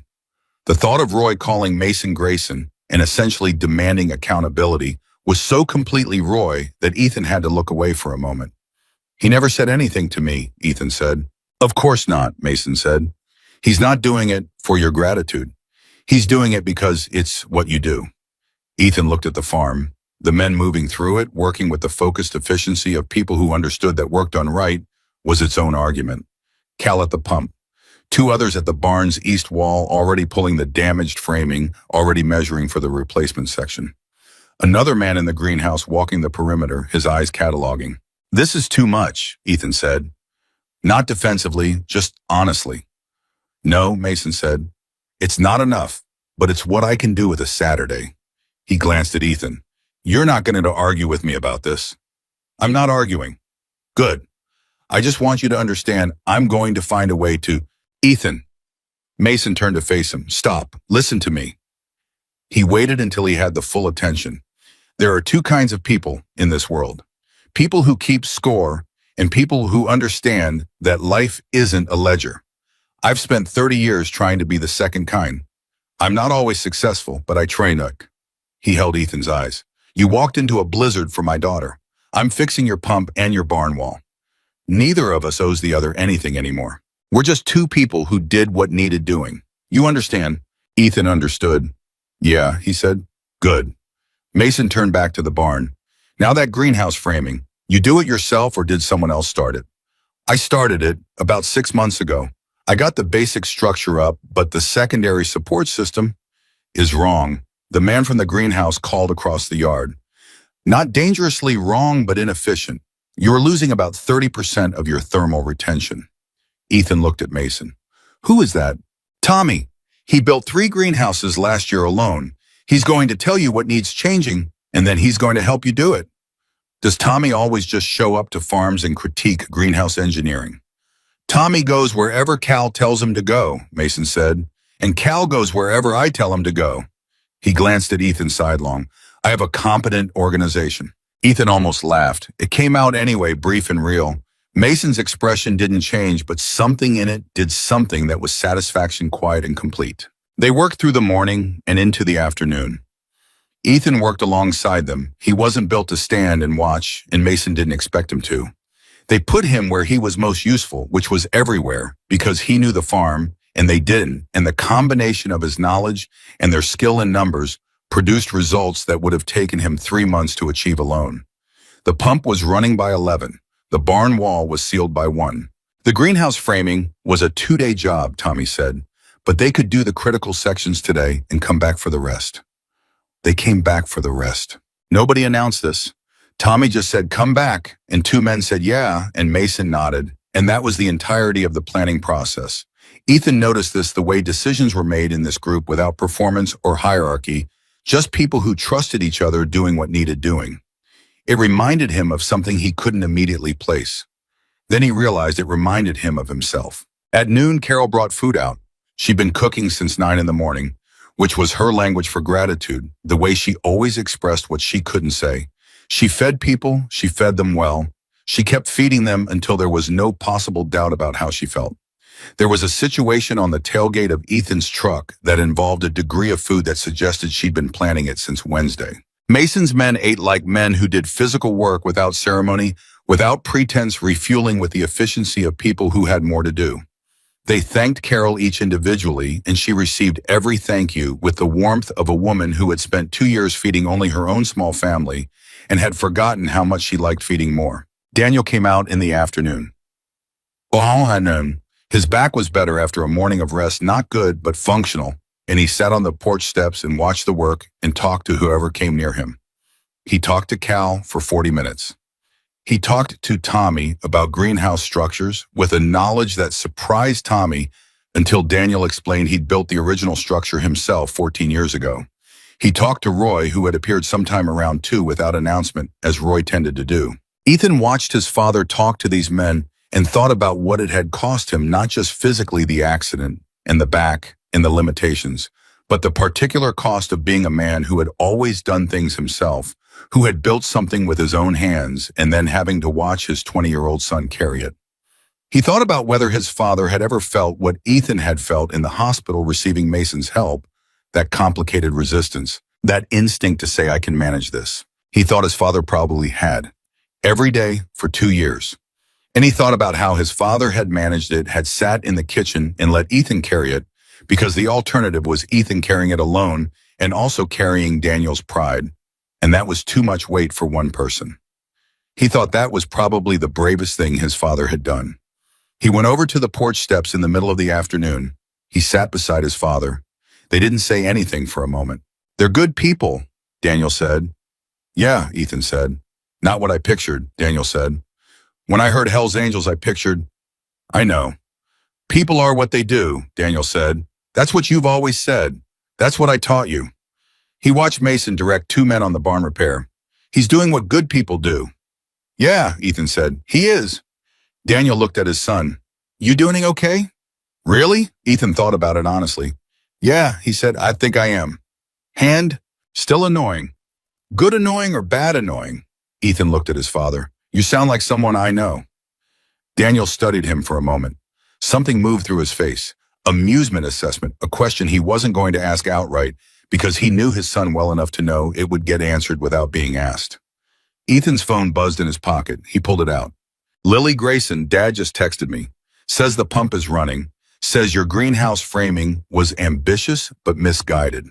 He means that as a compliment, FYI. He uses that phrase for things he respects. He looked at the text for a moment. He typed back, "Your dad is currently telling 2 grown men how to seal a barn wall, and they're just doing it." Her reply came in 10 seconds. "He has that effect on people. How are you doing?" He thought about how to answer that. He typed, "Better than yesterday, worse than I'll be next week. Somewhere in the middle right now. 3 dots. Then, that's the most honest answer I've ever gotten from anyone. Most people just say fine." He typed, "Most people aren't telling the truth." Her replied, "No, they're not."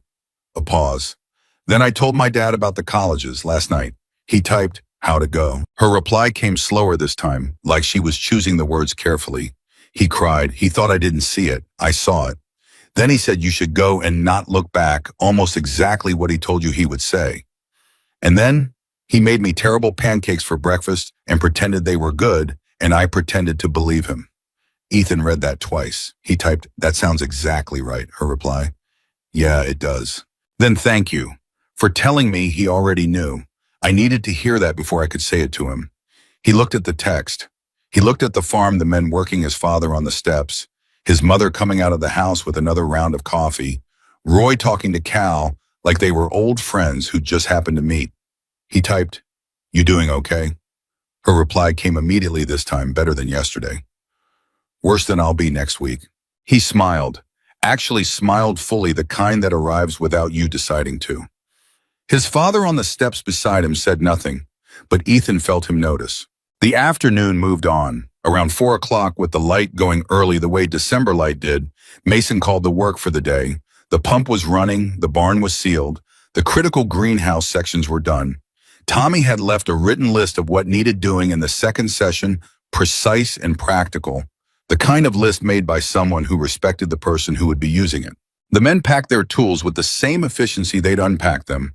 Trucks were loaded. The plumbing supply van's crew shook hands with Ethan and told him the pump was under warranty, and if it gave trouble in the first year, to call the number on the paperwork. Ethan shook hands with all of them. He tried to find the right words and mostly found that shaking hands and looking people in the eye was carrying more weight than any sentence he could have constructed. They seemed to understand. Mason was last. He stood in the driveway while his men loaded up, and he looked at the farm in the late afternoon gray with the expression of a man who had done what he came to do and found that it was sufficient but not complete. "We'll come back for the rest of the greenhouse," he said. "You don't, Ethan." "Right," Ethan said. "Okay." Mason looked at him. "There's something else," he said. "I've been thinking about how to say this since the hospital, and I've decided there's no clean way to say it, so I'm just going to say it." Ethan waited. "I want to offer you work," Mason said. "At the garage, not full-time, part-time, your hours, your schedule, the farm comes first. That's not negotiable. The farm has to come first. But you've got mechanical instincts.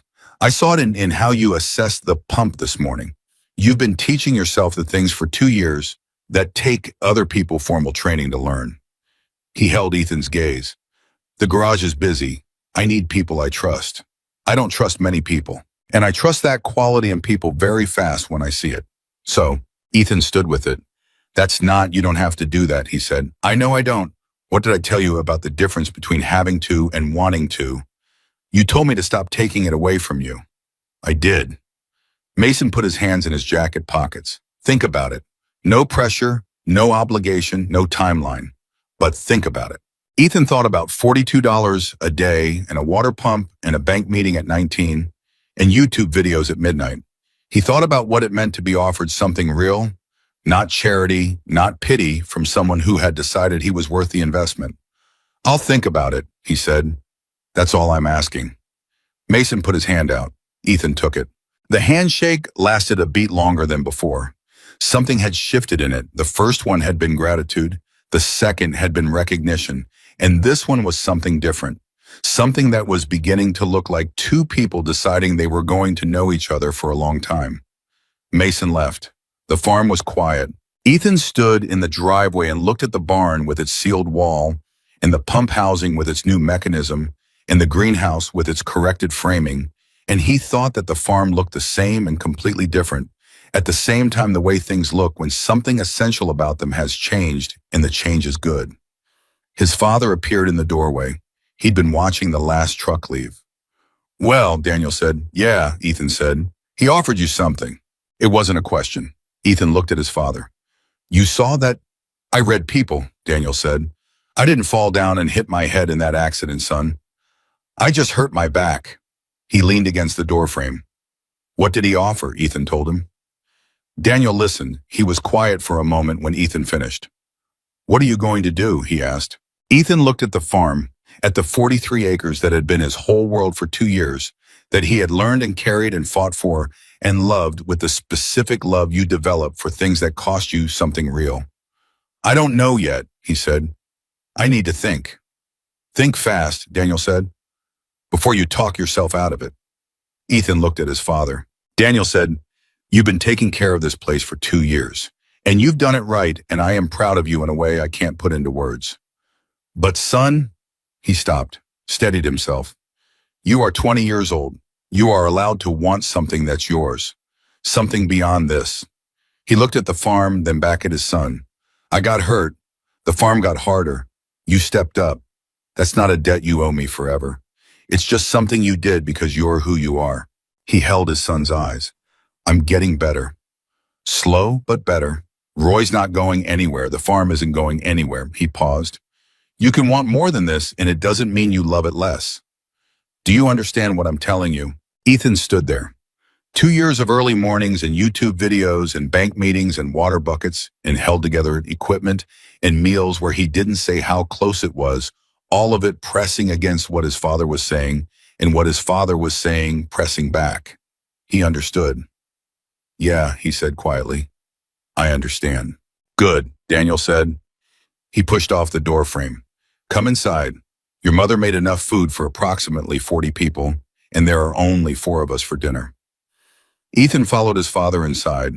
Behind him, the farm sat in the December dark, the pump running quiet and steady, the barn wall sealed against whatever weather was coming, the greenhouse ready for what was going to grow.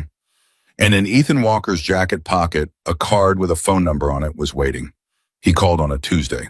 Not because Tuesday meant anything in particular, but because he'd spent Sunday and Monday doing what his father had told him to do, thinking fast before he talked himself out of it.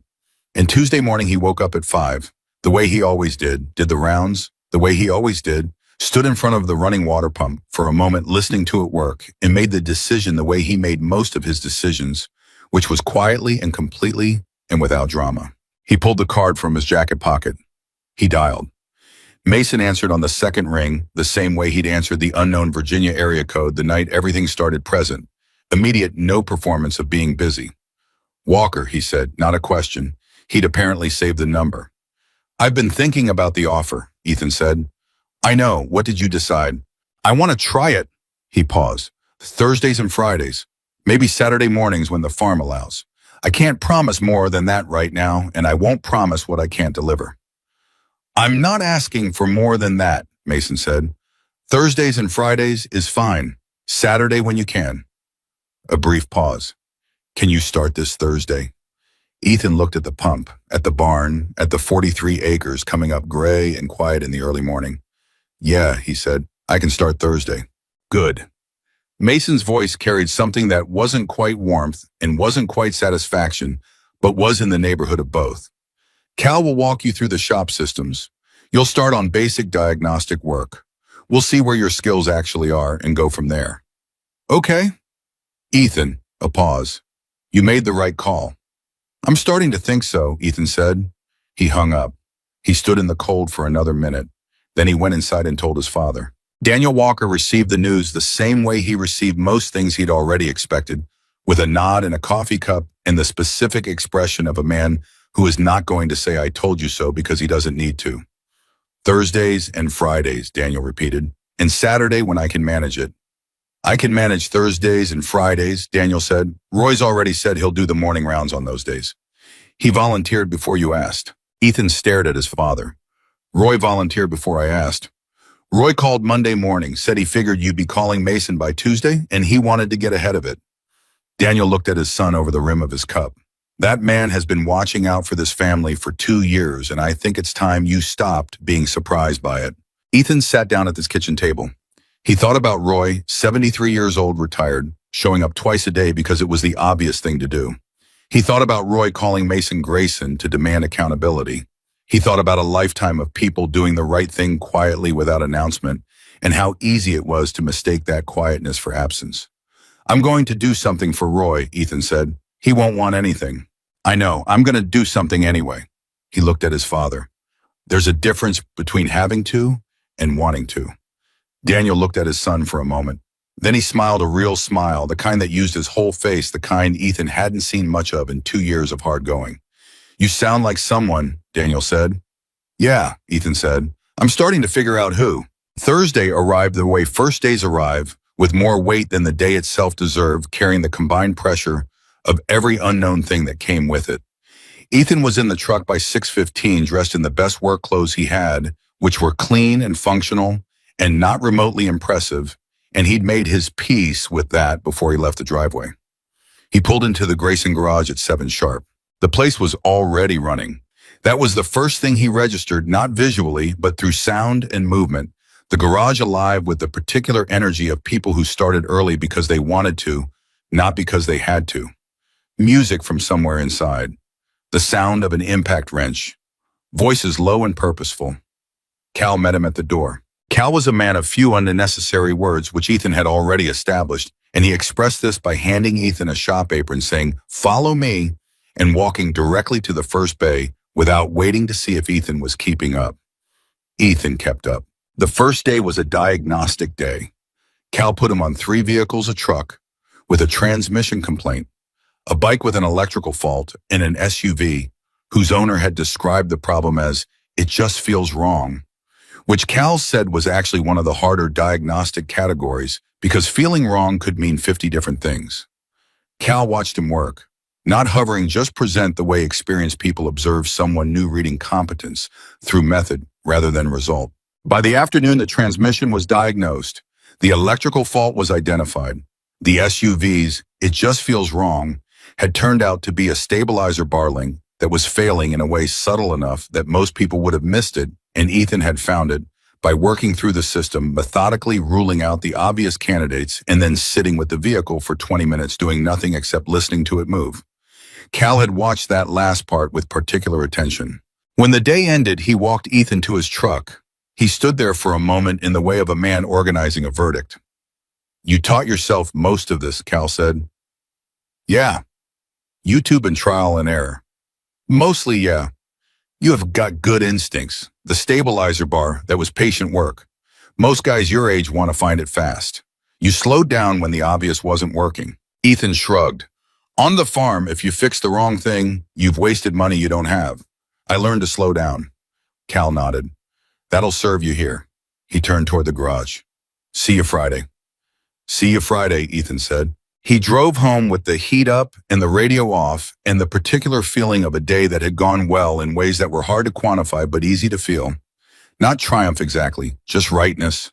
The feeling of a person who has put themselves in the correct place and let the day confirm it. He texted Lily when he got home. "First day done," he typed. Her reply came in 3 minutes, and he typed, Cal said, "I slow down when the obvious isn't working." I think that was a compliment. Her reply from Cal, "That's a standing ovation." He told a guy last month he had acceptable instincts, and the guy nearly cried from happiness. Ethan looked at that. He typed, "How are you doing?" Her reply came slower. He'd learned in the weeks since the mountain that the speed of her replies was a reliable indicator.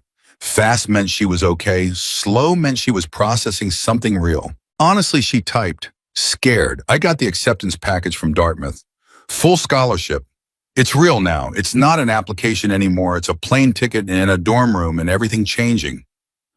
He read that twice. He typed, "Tell me what scared feels like." Specifically. A longer pause. Then, like standing at the edge of something I've wanted for a long time and suddenly realizing that getting the thing means leaving everything else.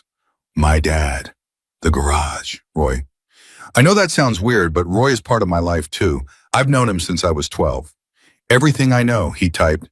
"Can I tell you something?" She typed, "Yes." He wrote, "I've been leaving the farm twice a week for a month. Every Thursday and Friday morning, I drive away from the only thing I've known for 2 years, and every Thursday and Friday evening, I drive back and the farm is still there. My dad is still there. Roy is still there. Leaving something doesn't mean losing it. It just means trusting that what you built is solid enough to stay while you're gone." He sent it. He sat there looking at it. The 3 dots appeared, disappeared, appeared again. Then I'm going to screenshot that and read it about 40 times. He typed, "Don't screenshot it. Just remember it." Her reply, "That's the most Ethan Walker thing you've ever said to me." He almost laughed. He typed, "Is that good or bad?" Her reply was immediate this time. "It's exactly right." The weeks moved. December became January, became February. And the farm ran with the steady rhythm that it had found. Now Ethan present, 5 days a week gone too. Roy filling the gap without drama. Daniel getting incrementally better with the physical therapy he'd finally committed to, the water pump running clean and reliable under the new mechanism. And the garage. The garage was the thing Ethan hadn't fully anticipated. He'd expected to learn skills. He was learning skills, real ones, formal ones. the kind with names and methodologies that filled in the gaps of what he'd been patching together on his own for 2 years. Cal was a rigorous teacher, not unkind but not soft, the kind who expected you to remember what you were shown once and build on it the second time. Ethan was exactly the kind of student Cal's method worked on. He absorbed things, filed them correctly, and applied them without needing the instructions repeated. But the skills weren't the thing. The thing was the people. 13 men worked regularly at the Grayson garage. Most of them had been there for years. They had the particular social cohesion of people who had chosen each other, which was different from the cohesion of people who had been assigned to the same place by circumstance. They argued loudly and frequently about small things and closed ranks completely over anything that mattered. They knew each other's families, their histories, the things that had gone hard and the things that had gone right. They accepted Ethan the way water accepts a stone, not by ceremony, but by the stone simply being there long enough that the water started moving around it naturally. It happened in small increments. Tommy stopping by his bay to tell him a better technique for the thing he was working on unprompted, with the generosity of someone who simply liked passing knowledge along. Donnie bringing him coffee on the Friday mornings without asking because he'd noticed Ethan's cup was empty and he was walking past. Cal saying in front of 3 other men that Walker's diagnostic method was something the newer guys should watch, and then never mentioning he had said it. None of it was announced. All of it accumulated. There was a morning in February, a Thursday dark early cold in the way. February was cold, that specific gray and relentless cold that was different from December's dramatic cold, because it was patient when Ethan was working on a vintage Harley that a club member had brought in for restoration, and Mason came to stand at the edge of the bay and watch. He didn't say anything right away. He watched Ethan's hands the way he worked through the engine, and his face did that reading the engine thing, and what he was reading was not the Harley. "You know what the guys call you," Mason said. Ethan looked up. "What, the farm?" Mason said it without inflection, just delivered the fact. "They call you the farm, like go ask the farm will know, the farm already checked it." Ethan sat back on his heels. It's a good thing," Mason said. "In this garage, you get a name when people trust you. The name is the trust." He paused. "It took Cal 3 years to get a name. It took Donnie 1 year. You got one in 6 weeks." Ethan looked at his hands, at the engine, and at the bay he'd been working in for 6 weeks that had started to feel like a place that was partly his. "I don't know what to do with that," he said honestly. "You don't have to do anything with it," Mason said. "You just keep being what you are, and it takes care of itself." He left the bay. Ethan watched him go and thought that was probably the closest thing to a speech Mason Grayson ever made, and it was more than enough. He went back to the Harley. March brought the first real warmth, the kind that arrived tentative and then committed, and with it came the thing everyone who'd been watching the Walker situation had been quietly waiting for. The greenhouse started producing. Not wildly, not miraculously, but steadily, consistently. The corrected framing doing what Tommy had said it would do. The thermal retention improved enough that the early spring vegetables came in 2 weeks ahead of what they'd managed the previous year. Small difference in agricultural terms, significant difference in terms of the farmers market in town, where Carol Walker had a standing table that she'd been running at reduced capacity for a year. Full capacity hit on the first Saturday in March. Carol came home that afternoon with empty crates and a look on her face that Ethan hadn't seen in 2 years, the specific look of a woman whose work has produced what she intended it to produce, full and uncomplicated and a little fierce. "We sold out," she said. Ethan looked up from the truck he was working on in the driveway. "Everything. Everything. I could have sold twice as much." She set the crates down. "Mrs. Peterson from the next table asked if we were going to have more next week. I told her yes." "Can we?" "Yes," Carol said with a certainty that settled the question. Ethan looked at her. He looked at the greenhouse. He thought about Tommy's list and the corrected framing and 13 men who had come to a farm on a Saturday because it needed doing. "We need to expand the second section," he said. "I know," Carol said. "I can do it." "I know," she said again. She put her hand on his arm, briefly, just the contact, the same gesture she'd used since he was small, when she wanted to say something she didn't have words for. Then she went inside. Ethan stood in the driveway.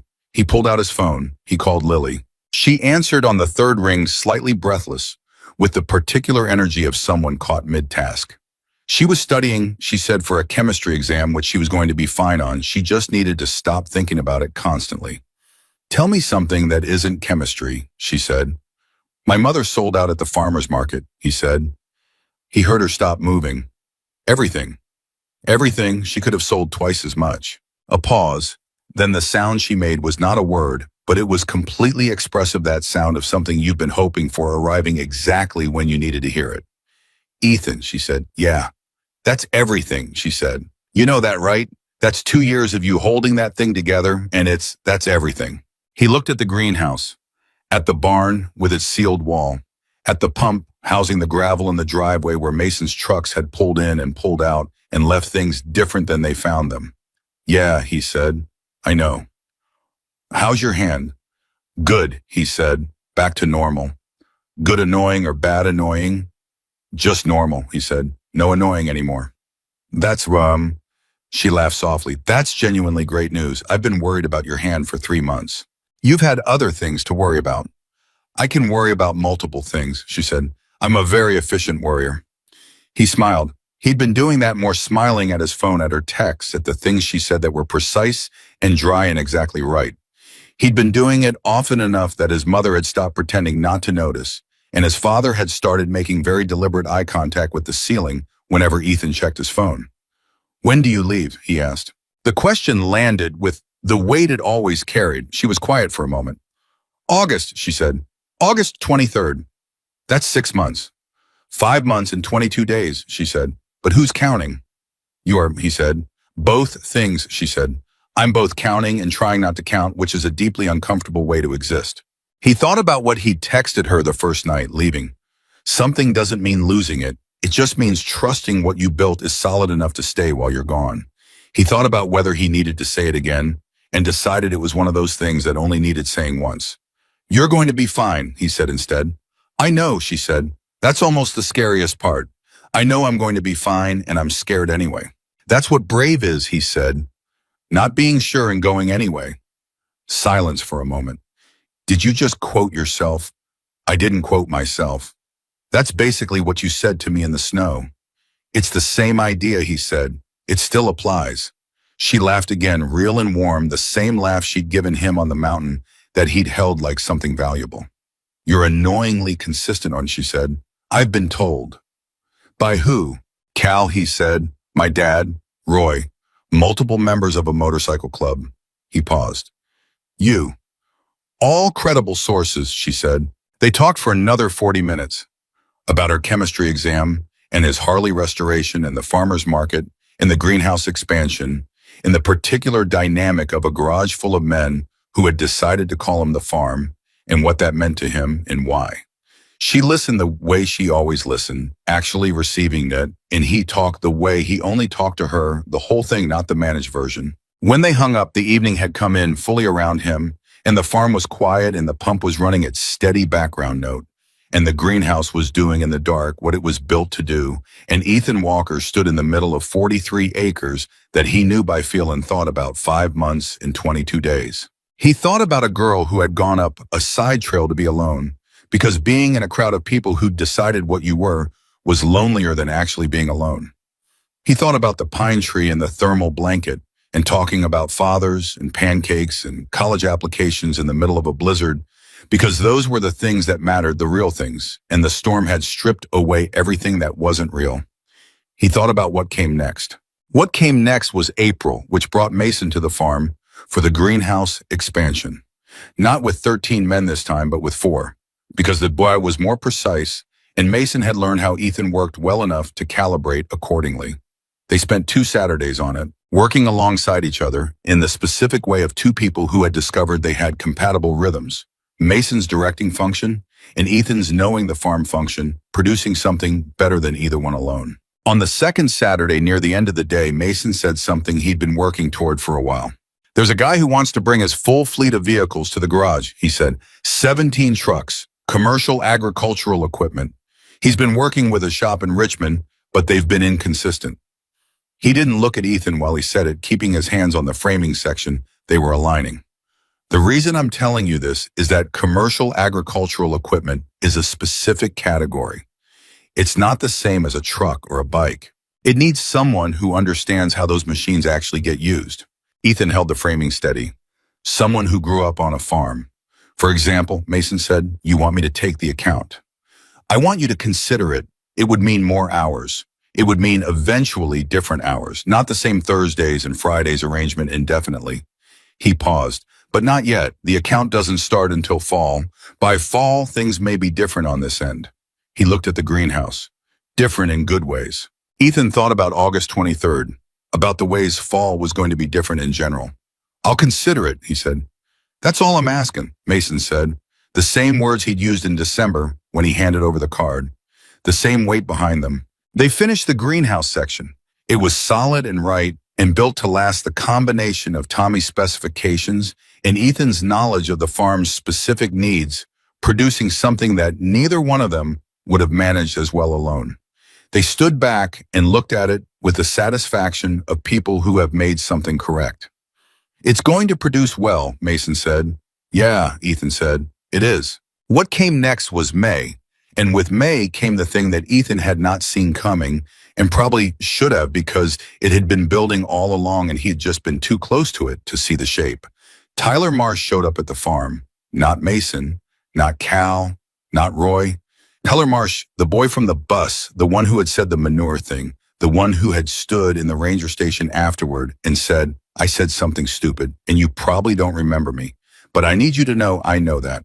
He drove up in a car that was worth more than the Walker Farm's monthly operating costs, and he got out in clothes that were similarly priced, and he stood at the end of the driveway looking slightly like a man who has rehearsed what he's going to say and has arrived at the location of the rehearsal. Ethan came out of the barn. They looked at each other.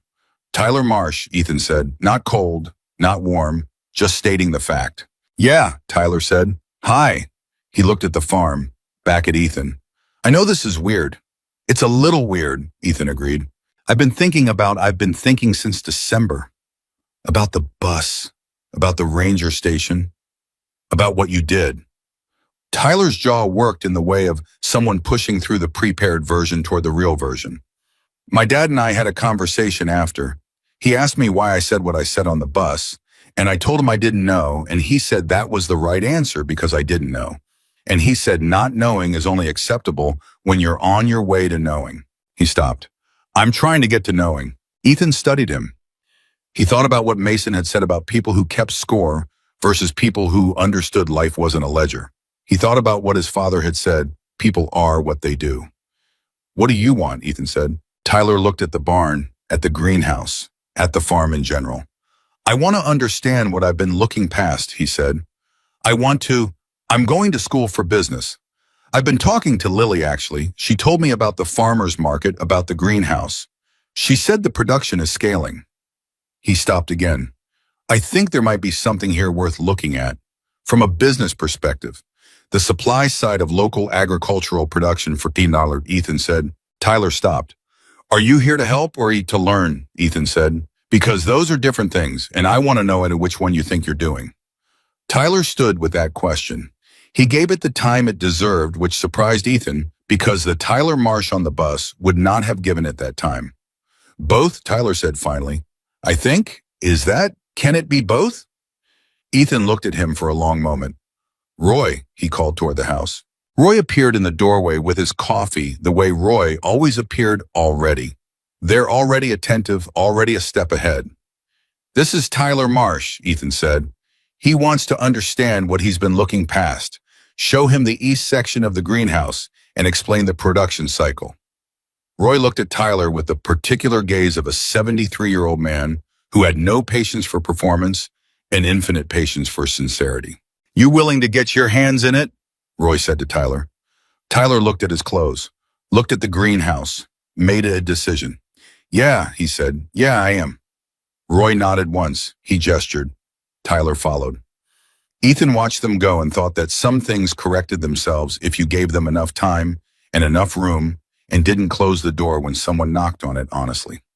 August 23rd was a Saturday. Ethan took the day off from the garage. Mason told him on Thursday not to come in, just set it as a fact, no discussion. And he drove the 2 hours to the Grayson house, which he'd been to 4 times now, enough times that he knew the driveway, and the way the garage light came on automatically, and the fact that Mason always had coffee running by 6 in the morning, regardless of what time anyone arrived. Lily was on the porch when he pulled up. She had 2 bags at her feet, not much for a girl who was moving her whole life, and she was sitting in the porch chair with a cup of coffee that she wasn't drinking, just holding. He got out of the truck. She looked at him, he looked at her. Neither of them said anything for a moment because there wasn't a sentence that was going to be adequate, and they'd both known each other long enough to know that reaching for the inadequate sentence was worse than the silence. He sat on the porch step below her chair. "You ready?" he said. "No," she said. "Good," he said. She looked at him. "Good. You shouldn't be fully ready," he said. "Fully ready means you have already stopped caring about what you're leaving." "You haven't. That's not a problem, Lily. That's just what it is." She was quiet for a moment. "My dad made pancakes this morning." "How were they?" "Terrible," she said. Her voice caught on the last syllable barely. She pressed it down. "I told him they were great." "What did he say?" "He said I was a bad liar." She looked at her hands, and then he hugged me for about 5 minutes. Ethan sat with them. Mason came through the front door. He was carrying Lily's bags, which he picked up from the porch without asking. He looked at Ethan. He looked at his daughter. He had the face of a man who had made all his peace with something and was still making it simultaneously, because that's how peace actually worked with the things that mattered most. "Flight's at noon," Mason said. "We should move." Lily stood. She looked at the house, the porch, the door, the garage off to the side, the whole geography of everything she'd been built by. She looked at it the way Ethan had watched his father look at the farm on the porch steps at dusk, memorizing, but not like someone who was afraid. Like someone who was confident it would still be here when they came back. She looked at Ethan. "You'll call," she said. "You'll call," he said. "Both," she said. "Both," he agreed. She stepped off the porch. She walked to her father's truck. She got in without looking back, because looking back was the one thing you couldn't do in a moment like this. Not because you didn't care, but because you cared too much. And if you looked back, you might not be able to close the door. Mason stood by the truck. He looked at Ethan one more time with that reading the engine look. "You're going to take the agricultural account," Mason said. Not a question. "Yeah," Ethan said. "I think I am."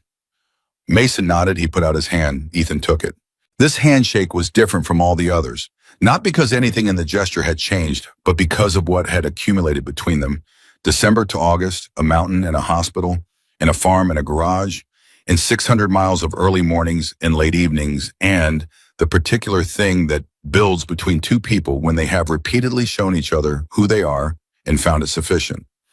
It was the handshake of two men who knew each other. "Take care of the farm," Mason said. "Take care of yourself," Ethan said.